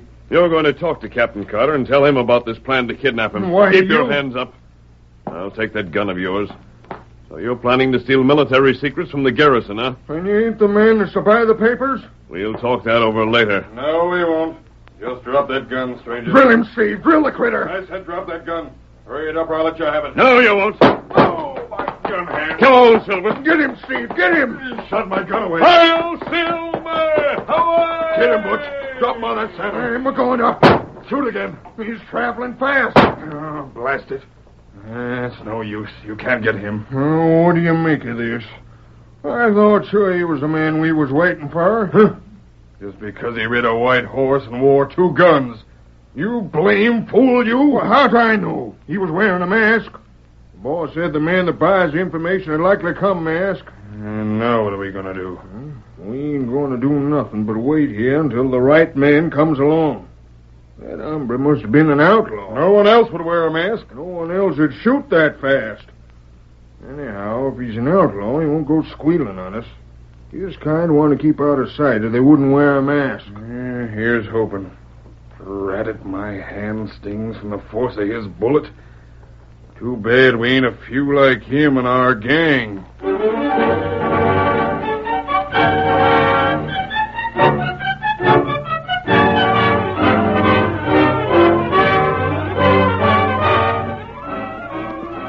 After his lightning escape, the Lone Ranger swept down the trail without pausing until he reached the small, well-hidden camp where Tonto waited for him. There, the masked man brought Silver to a rearing halt. Come on, Tonto. Get your horse and ride with me. Here, white fella. We've got to circle back and stop Captain Carter before he reaches the North Pass. Tonto ready. Hail, Get him up, white fella.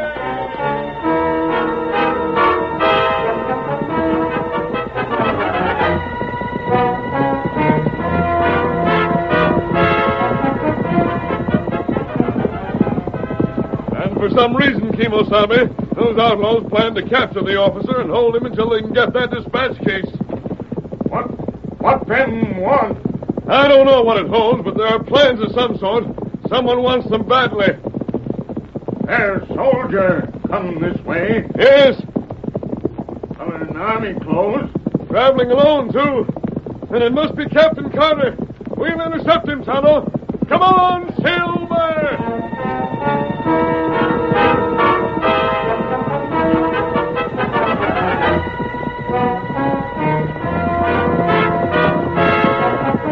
We want you, Captain Carter. Don't open fire. We want to speak to you. Stand up, Carter, or I'll rope you. Get up there. Get up. Let go of that rifle or I'll kill Do you. not shoot him. You. Oh, boy. Oh. You'll hang for this. You take him down. You. That's it, Tonto. Oh, there. Oh, boy. Oh. Just what's the meaning of this? I want to warn you that men are lying in wait for you in North Pass. What does that mask mean? Not what you think it does. In fact, I'm going to remove it and disguise myself to look like you. What? I'm also going to borrow your horse and uniform. You are not. You'll have nothing to say about it, Captain Carter. I hope you'll agree to let me help you. If you don't, I'm going to help you anyway. What are you talking about? Because it's our government that might be in danger. Who are you? Who I am doesn't matter. I'm talking about certain plans you have in the garrison in a dispatch case. How do you know about them? I was mistaken for the man who wanted them stolen. They can't be stolen. They're in a safe place. But they might be turned over to you if you sent for them. I wouldn't. To save yourself unheard of torture? I think you would, Carter.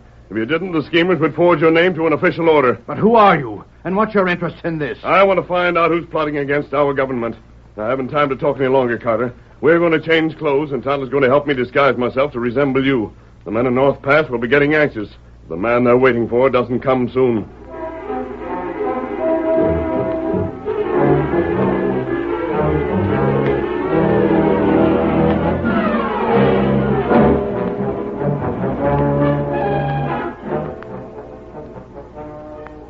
There's a cloud of dust ahead, Snake. I reckon that's our man. Good enough, Nate. It's about time he showed up. Yeah, that's him, all right. Boys had it right about him coming this way. Butch and Steve was to meet the other fella. He sent word that he'd come masked. Wonder who he is. What's the difference who he is, so long as he pays us? There ain't none. Better get ready. The captain's getting close. What'll we do, shoot the horse from under him? No. Get him too riled, and he might be hard to handle. He'll stop when he sees two guns held steady on him. He better. If he don't, we'll take after him with the horses and shoot his horse down. I'd sooner not if we can avoid it. Get ready now, Nate. I'll fire a shot in the air. Yeah. Come on there. Get up. Stand where you are. Oh, there. Make a move and we'll plug you. Elevate your hand, soldier. What's the meaning of this? Never mind the question. I got the rope ready. Put it on him. You can't do this. Who says so? Pull that rope tight. I'm doing that same. Nate Merton and Snake Hansen, eh? Both of you wanted by the law. What about it? We've been wanted by the law for a mighty long time. Only the law ain't fast enough to get us. I suppose Steve and Butch are close by. Yeah, there, soldier. How do you know so much? What did you stop me for? You'll find out. Got his gun, Nate? Yep. Carbine and 6-gun. Where are you taking me? I'll show you. And I'll guarantee one thing, Carter. The rock we travel on won't show no trail, you savvy? Very well. You have the whip hand for the present. And another thing, Captain Carter. You get hard to handle, and you'll see how rough we can be. Fetch the horses, Nate. Yeah, I'll get 'em. We ain't far to go, Captain. We're going to have to head you to the cave in no time at all. Here we are, Snake. Get aboard. Keep an eye on the captain and a hold on the end of this rope. If he tries to prod his horse to get away, he'll be jerked off the saddle. Why don't you tell him who you'll see in the cave? And I reckon he won't try to get away. Yeah. I suppose you rid through the pass to meet your daughter over to Fargo, eh? What about her? Well, right now, Sally's in the cave, hoping you'll come there pronto and do what you're told to do. Have you captured her? How do you think we got her? Now, come on. Get up there. Get up there. Boy. Come on. Get up there.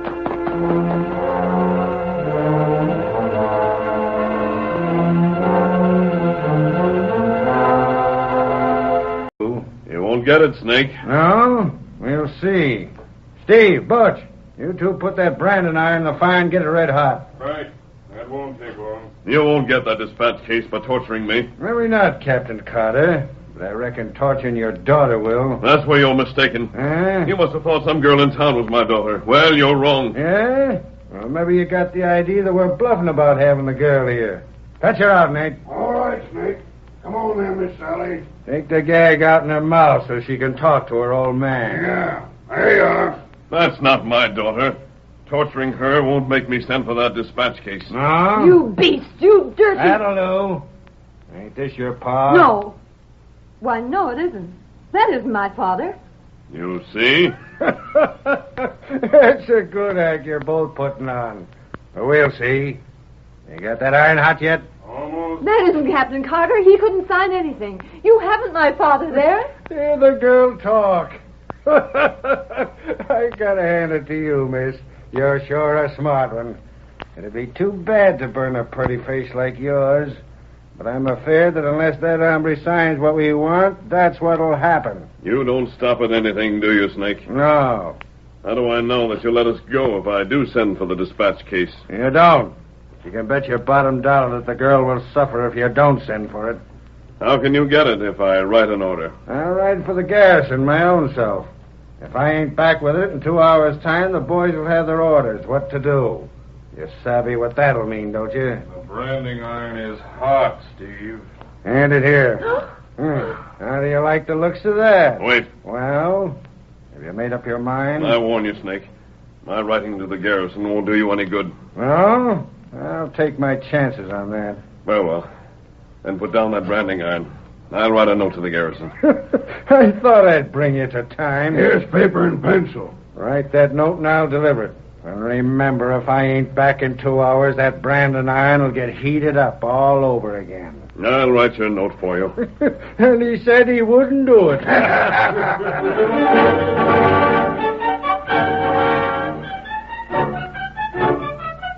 The curtain falls on the first act of our Lone Ranger drama. Before the next exciting scenes, please permit us to pause for just a few moments.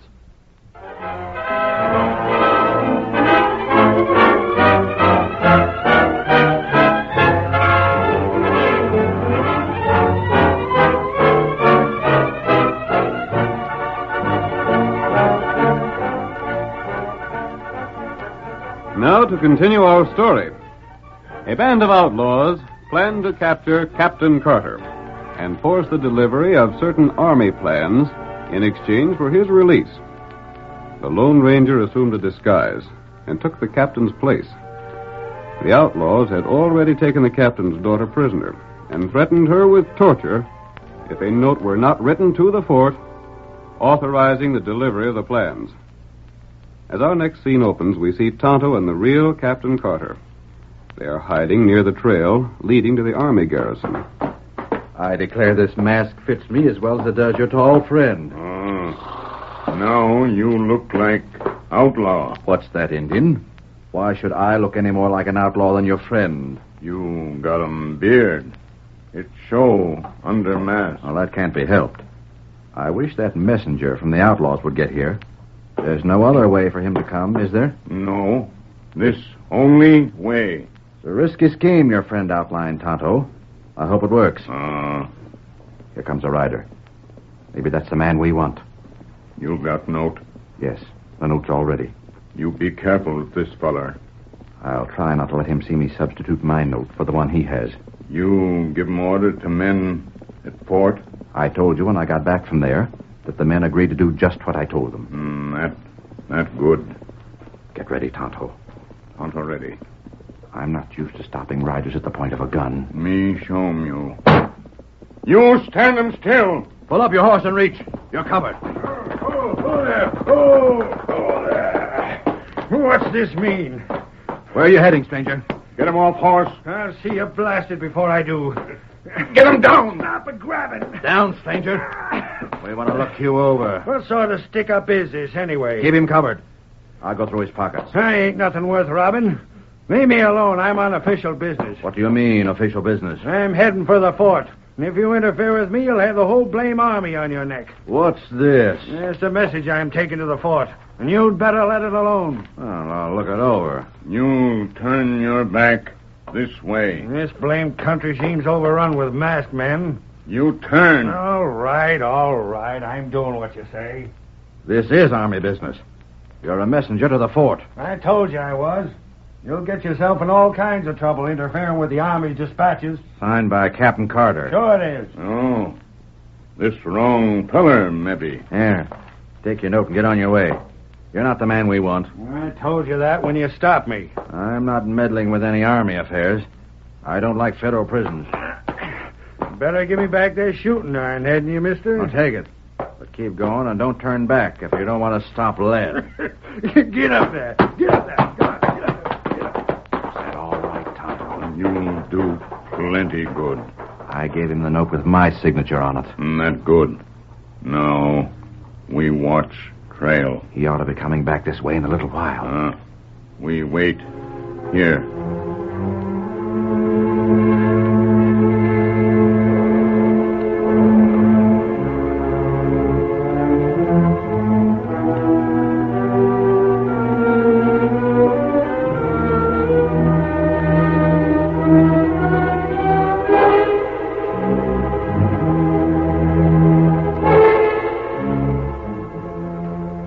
It was evident that Snake Anson was thoroughly convinced that Tonto and Captain Carter were only outlaws. He then continued on his way to the fort. When he arrived there, he presented the note and was given the dispatch case. You'll have to take the whole dispatch case with you. That's all right. That's what I'm here for. The captain has the key. No one else can open it. Yeah, that's all right. He'll open it when he gets it. Here you are, sir. And give the captain the regards of the garrison. Sure thing. Pardon me, sir, but he didn't say how long he was going to visit his daughter, did he? Nope. Can't tell how long he'll visit. He might stay away for longer than he expects. Very well, sir.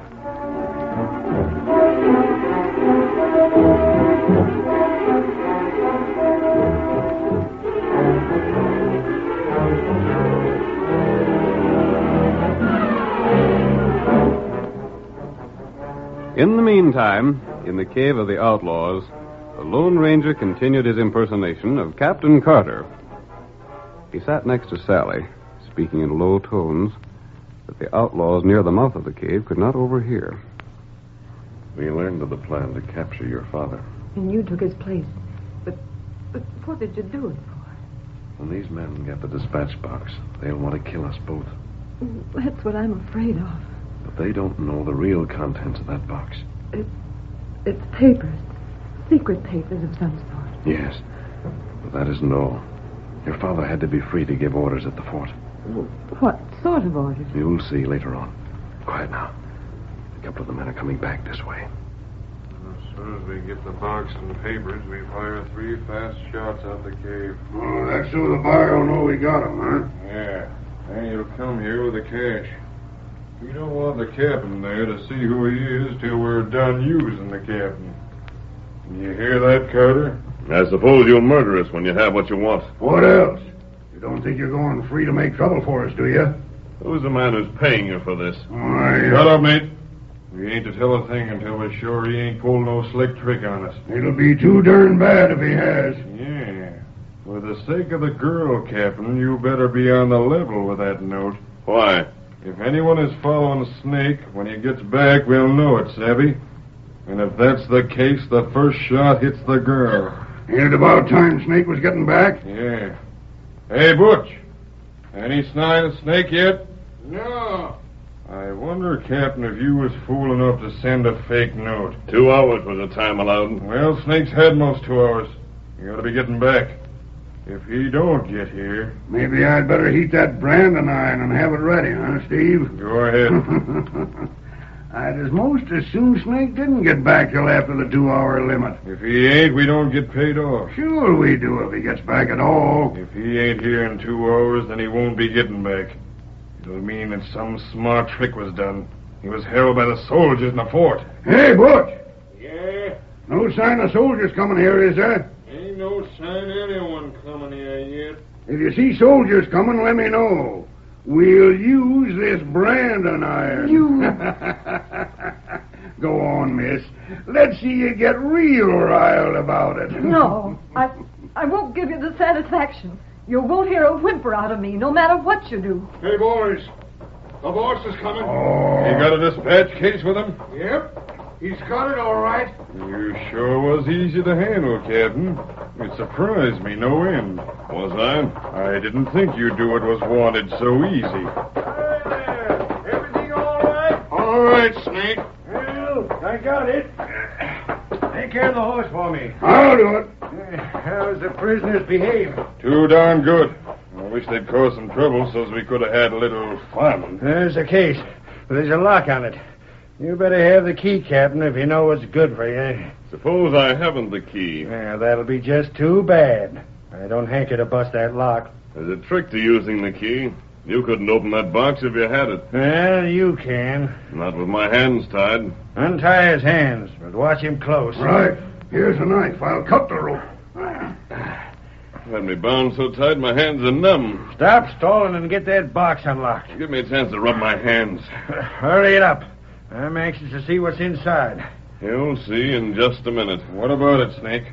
Should I fire the signal shots? No. We was told not to fire them till we had the papers in our hands. We ain't taking no chances on not getting paid for this job. How long's it going to take him to get ready to open that box? What about it, Carter? I'm ready. Let me have it. It's one of these keys. Don't you know which one? What's he stolen for, anyhow? I don't know. Butch, take a sharp look and see if there's any sign of soldiers coming this way. They might have got suspicious and followed me. All right, Snake. I got something to tell you boys about a stick-up man I met with after we get done here. Maybe the same one we seen. Maybe so. He was masked and there was a white horse nearby. That's him. Bearded? Not. Like a rat, that's the time you got fooled. Come over close to me, Sally. I'll cut those ropes. Why didn't you bust that box and see if there was guns inside it? Shut up! I'll learn you, mister. Got me in the leg, eh? Well, I drawed a third shot from you. That'll fix you. There, you're free, Sally. I'll take their guns. 3 shots. That was a signal to bring your boss, wasn't it? Yeah, and when he comes, he'll come a-shooting. That's why I jumped you. I made you fire a third time. Drop him! So you're the boss. I said drop the gun. Looks as if we had each other covered, doesn't it? Shoot him, boss, shoot him! I'll fix him! A redskin! Good work, Tonto. The masked man, you here? Yes, we're here, Anson. Take charge, Captain Carter. No one has seen the plans. Dad! You all right, honey? Yes, but what's that outfit for? What's that mask for? This outfit belongs to the man who's wearing my clothes. You see, Carter, they would have killed your daughter with their first shot if someone hadn't had guns here to hold their attention while you and Tonto closed in. They were watching for someone to come until I got my gun from your dispatch case. That isn't even my personal dispatch case, stranger. When I went back to the fort, after I left you, I fixed up another one, which could be opened with the keys I gave you. Then I put your 2 guns in it. Look here. Who in thunder is the captain? I am. And you... I told you he wasn't my father, but you were too smart to believe it. You know who the man on the ground is, Captain? Yes. He was once an officer.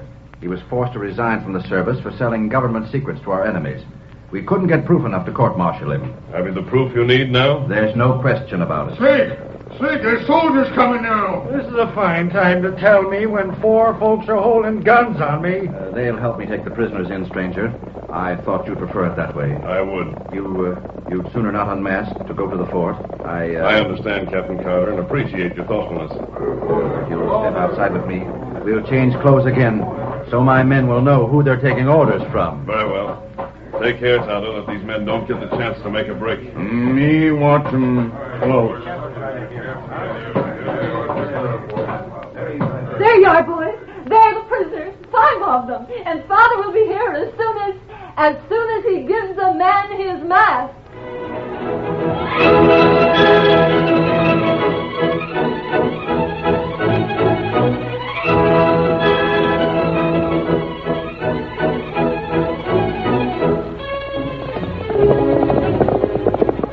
Come on there, Silver, old boy! Tonto's waiting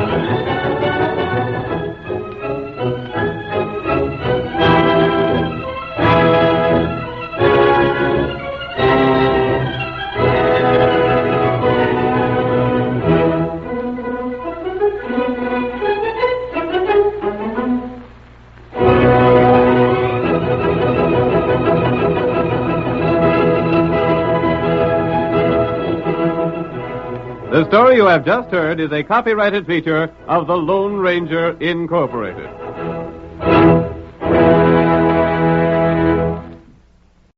Dual. Dual for floors.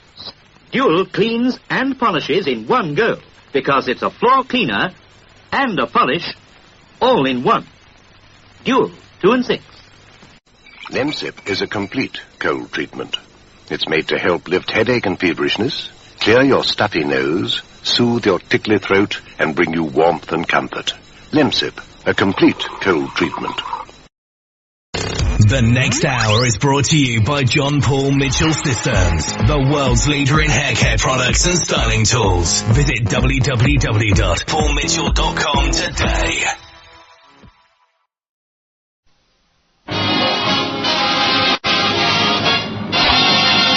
Andy, you know what that music say? Yes, sir, Amos. That music say good health to all from Rexall.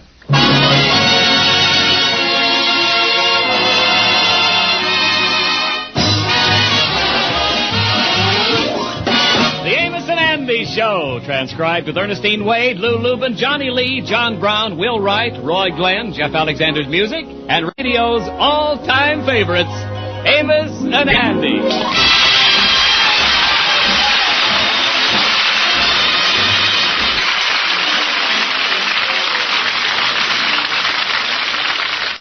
How do you do, ladies and gentlemen? This is Amos.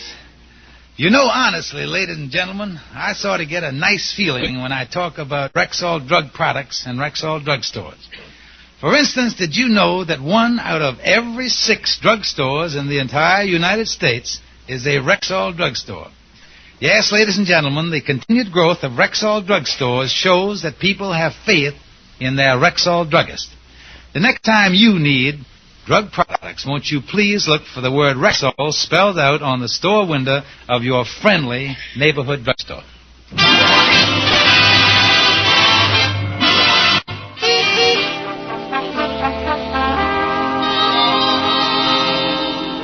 Well, the kingfish is usually a pretty calm fellow, not easily disturbed.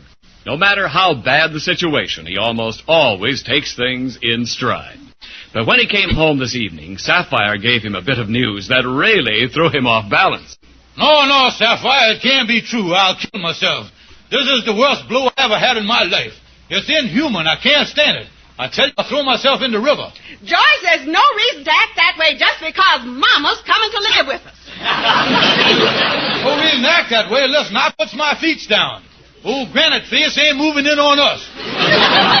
George Stevens, my mama happens to be a very distinguished-looking woman. Distinguished-looking?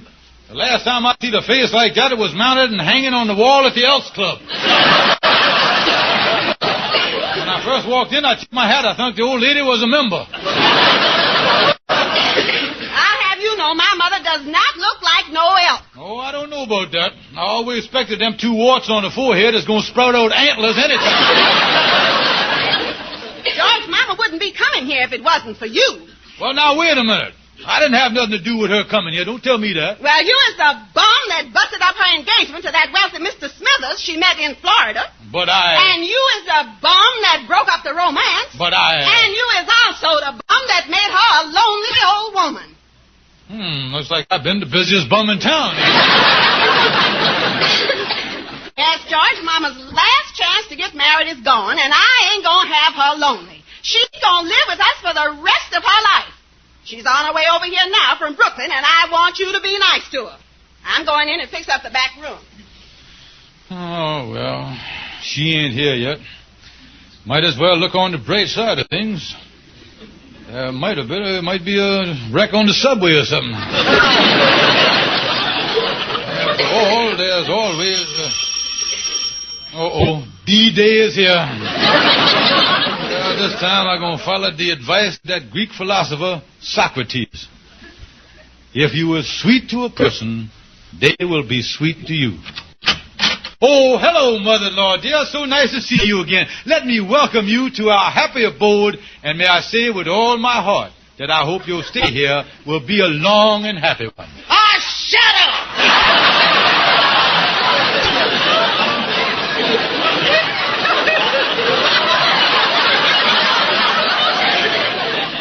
I have a sees that fella Socrates, I'm going to punch that Greek right in the nose.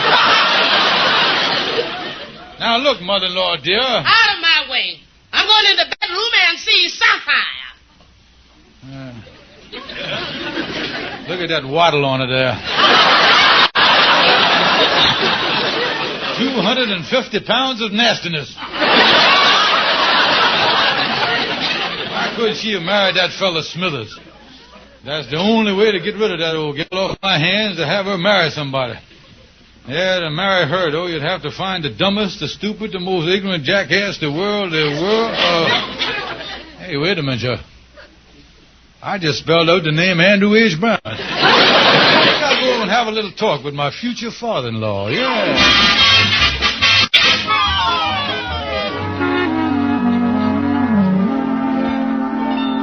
Well, it was nice of you to drop up here at my room, Kingfish, but I don't get what you're driving at. You say you think I ought to get married to somebody? Oh, yes, Andy. It'd be a wonderful thing for you to do, boy. Bringing your little bride home to this love nest of yours here. You got a beautiful room here, Andy. Well, looking around, Kingfish, I wouldn't exactly say it was no Buckethead Palace. No, well, it's a different type of place, Andy. But it's still got charm to it. For instance, take that charming three-poster bed there. Yeah, that's real class, all right. And I like the way you got one end of it propped up with that rock. That's beautiful. Yeah, you know, I don't know where that rock come from. It was here when I moved in 5 years ago. And I tell you really got a home here. Looked like it'd been lived in. Yeah, well, it was there for a while, but I set traps and got rid of them. Well, I tell you, Andy, the wife could change all this. I can see you married to some sweet little woman now. While you was out all day, she'd be working around the place, doing little things, making the beds, cooking the dinner, doing the dishes, dusting off the rock there. Yeah, listen, this gal you got in mind for me to get nuptialated up with, what's she like, Kingfish? Well, before I tell you her name, man, I want you to remember that with a gal, looks ain't everything. Yeah, well, that's right. And, of course, personality ain't everything. No, I suppose it ain't. And, of course, youth ain't everything either. If she ain't a good rock duster, I'm in trouble, you know. I don't know about this, Kingfish. I kind of like my gals to be petite. Oh, this one's petite, Andy. She's one of the petitest petites you don't ever see. Yeah, well, that's the way I like 'em. Now, of course, she ain't exactly the small petite, you know. She's more what the French refers to as the bloated petite. Bloated petite. Hey, Kingfish, I just had a thought here. Yeah. I might be wrong and all that stuff, but, you know, I done hear that your mother-in-law's living with you, and, well, you ain't by no chance trying to palm that old gal off on me, is you? Looks like the rhinoceros is out of the bag, all right. Okay, now let's re-examine the situation here. The old lady ain't too bad. No, sir. On top of everything else, I ain't going to marry no woman that can grow a bigger mustache than I can. I don't know what I'm going to do, Andy. I'll never get rid of the old lady. It was my fault that she missed her last chance at marriage with that Mr. Smithers. After I queered the deal, he went back to Florida and swore that he'd never speak to none of us again. Well, wait a minute here. Maybe you could patch the thing up. I was just thinking, suppose you send him a telegram from the old lady and sign her name to it, Ramona Smith, saying that the whole thing was a mistake and she can't live without him. Well, maybe he'd reconsider and call the marriage back on again. Yeah, that's the thing to do. Andy, you got an idea there. Why didn't I think of that? Because this boy Smithers is a millionaire. Yeah, we get him in the family, we'll all be on Easy Street. Yeah, that's right. You better get that wire off, Kingfish. But I'll tell you one thing. I don't see how that Mr. Smithers can look at that face of your mom-in-law. And I guess it's just one of them things, a triumph of mind over indigestion. That's all.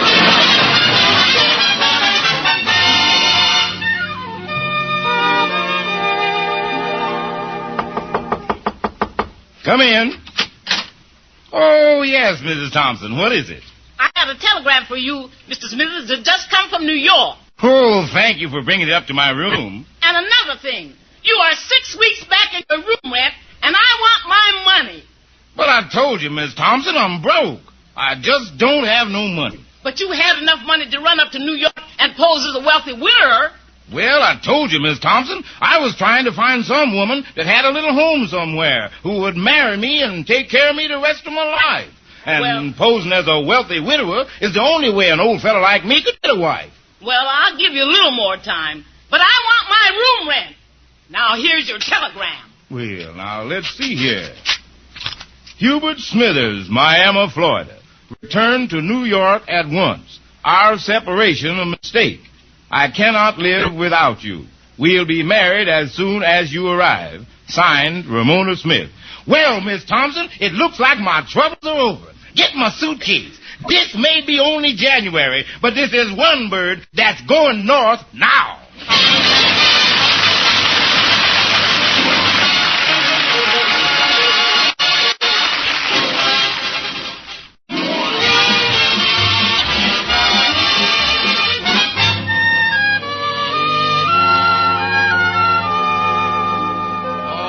Good news, Andy. Yeah, we got a wire from Mr. Smithers this morning. He's arriving in New York tomorrow. Yeah, and you say you told your mom-in-law and she's all happy about it, huh? Oh, yeah. Me, her, and Sapphire sat up half the night, engaged in the usual prenuptial talk, you know, how they would subdivide his money and all that stuff. Oh, Andy, Mr. Smithers is going to put us all on easy street. And I is responsible for the whole thing. I'm the smartest man. Yeah. Yeah, look at here. Well, Shorty the barber. Yeah, say, Shorty, did you hear the latest marital news? The Kingfisher's mom-in-law done got herself a male. Oh, that's the most exciting, that's the best, that's the best, the most surprise you, a man what? A male, a man. A genuine Homo sapiens. Yeah, Shorty, he's a millionaire, too. And he's coming up here from Florida for the Parry nuptials. Well, doggone, I never would have believed that. It's too bad Ripley didn't live to see this. It's practically the eighth wonder of the world. Yeah, I've given a little dinner tomorrow night for the bride and groom. Yeah, that's nice. Yeah, you see, the old lady and Mr. Smithers is going to sort of semi-elope. Sapphire's mama said that she wanted to get married in the same church up in Connecticut there where she was married to the first husband, you see. I guess she wanted to return to the scene of the crime there.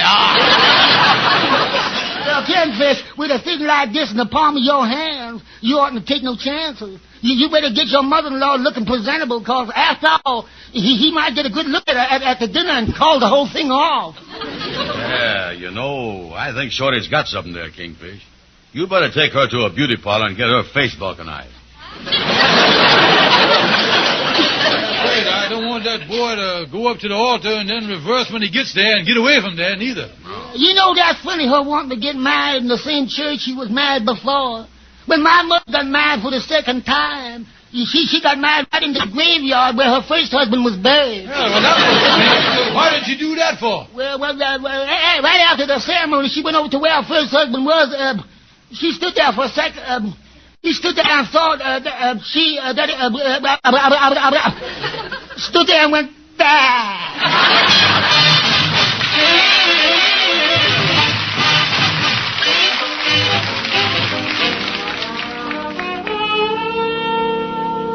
Yes, I'm the proprietor of this beauty shop. Yeah, well, I want you to have all of your operators standing by.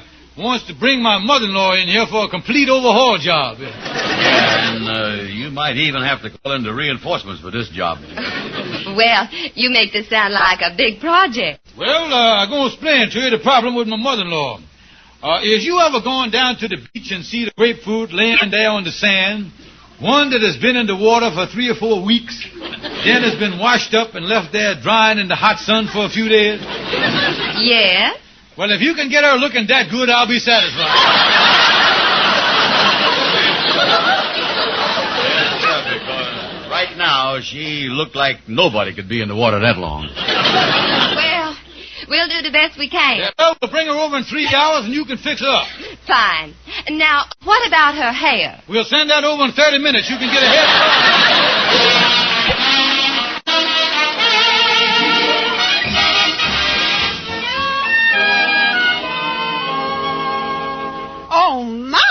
look so lovely. I can't wait till Mr. Smithers gets here and sees you. Yeah, you don't look bad, mother-in-law, dear. It's lucky you got your hair back in time. Otherwise, you'd have to meet him at the door with my fedora on. I feel just like a young girl again. Listen, I wouldn't do too much of that hee stuff. The neighbors, I would think we're keeping a goat in here now. Everybody kind of... Oh, it's the door. It's Hubert. Oh, I'm so nervous. Well, now, wait a minute. Calm down, mother-in-law, dear. Look here. Now, get out of them bright lights while I answer the door. Why, how do you do? I'm Hubert Smithers. Why, how do you do? I is George Stevens. Glad to see you again, father-in-law, dear. It certainly is a pleasure to welcome you and your money to our family. Hello, Mr. Smithers. Why, hello, Sapphire. Oh, and there you are, Ramona. Oh, Hubert. Oh, Ramona.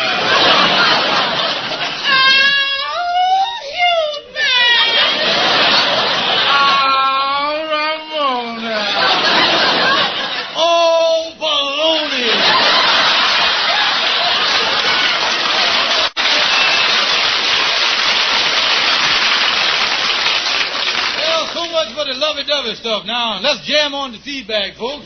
Yes, I'll sit here, and you sit there, Mama. Yeah, that's right. Now, here, I'll sit here. And, Mr. Smithers, this is your place right here. Right there where the pen and ink is, in case you want to write some checks between courses. Oh, yes. Oh, George, would you ask the butler to bring in the soup? The butler? Oh, yeah, the butler. Montmorency. Oh, Montmorency. Bring in the soup. Yeah, sir. Coming right up. Soup's on. Here he is. Whoop. All right, Montmorency, just comb the croutons out of Mr. Smithers' hair and bring in the next course.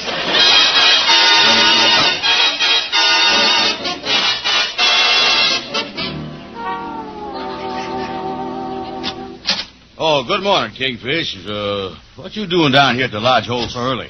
Oh, just been seeing Mr. Smithers and my mother-in-law off on their wedding trip. They left for Eastchester. Oh, yeah. About a half hour ago. You say they want to get married up there in the same preacher that done nuptialated Sapphire's mama and her first husband. Yeah, they wired him and said it was coming up there. Wow. Oh, I tell you, Ann, that's great. Mr. Smithers having all that money, you see. He's rich, you see, and loaded. Yeah. I gonna get a lot of that stuff. Sapphire gonna get some. I tell you, Ann, that we gonna live in the lapdog of luxury. We gonna have this stuff. You know, Kingfish, you ought to take the... Say, Kingfish, I got you as soon as I could. I gotta see you right away. It's about Mr. Smithers. What's the trouble, Amos? Yeah, what's up, Amos? Now, look at this picture here. It's in the back of this detective magazine. It's right under Watch for These Men. See here? Let me see. Yeah. Look, Kingfish. This fellow looked just like Mr. Smithers. Yeah, except for that number across his chest there. Except for that, he is a reasonable facsimile. Yeah, that look like it. Yeah, well, now listen to what it say here. Wanted in New Jersey, Texas, Colorado, Pennsylvania, North Dakota, and Florida for bigamy. H.R. Smith, alias H. Robert Smythe, alias Hubert Smithers. Kingfish, it is Hubert Smithers. Yeah. But he's a millionaire. Yeah, but I say here that's his racket. He poses as a millionaire and marries these women and takes them for all they got. Oh, me. And I was the one responsible for the whole mess. I was the one that got Sapphire's mama and this man together again. Sapphire gonna kill me when she find out this man's a criminal. All them millions is going out the window. Well, now, wait a minute, Kingfish. Wait a minute. Don't get excited. This won't be a total loss. Look here. Here, if we turn them in, we get a year's free subscription to the magazine. Oh.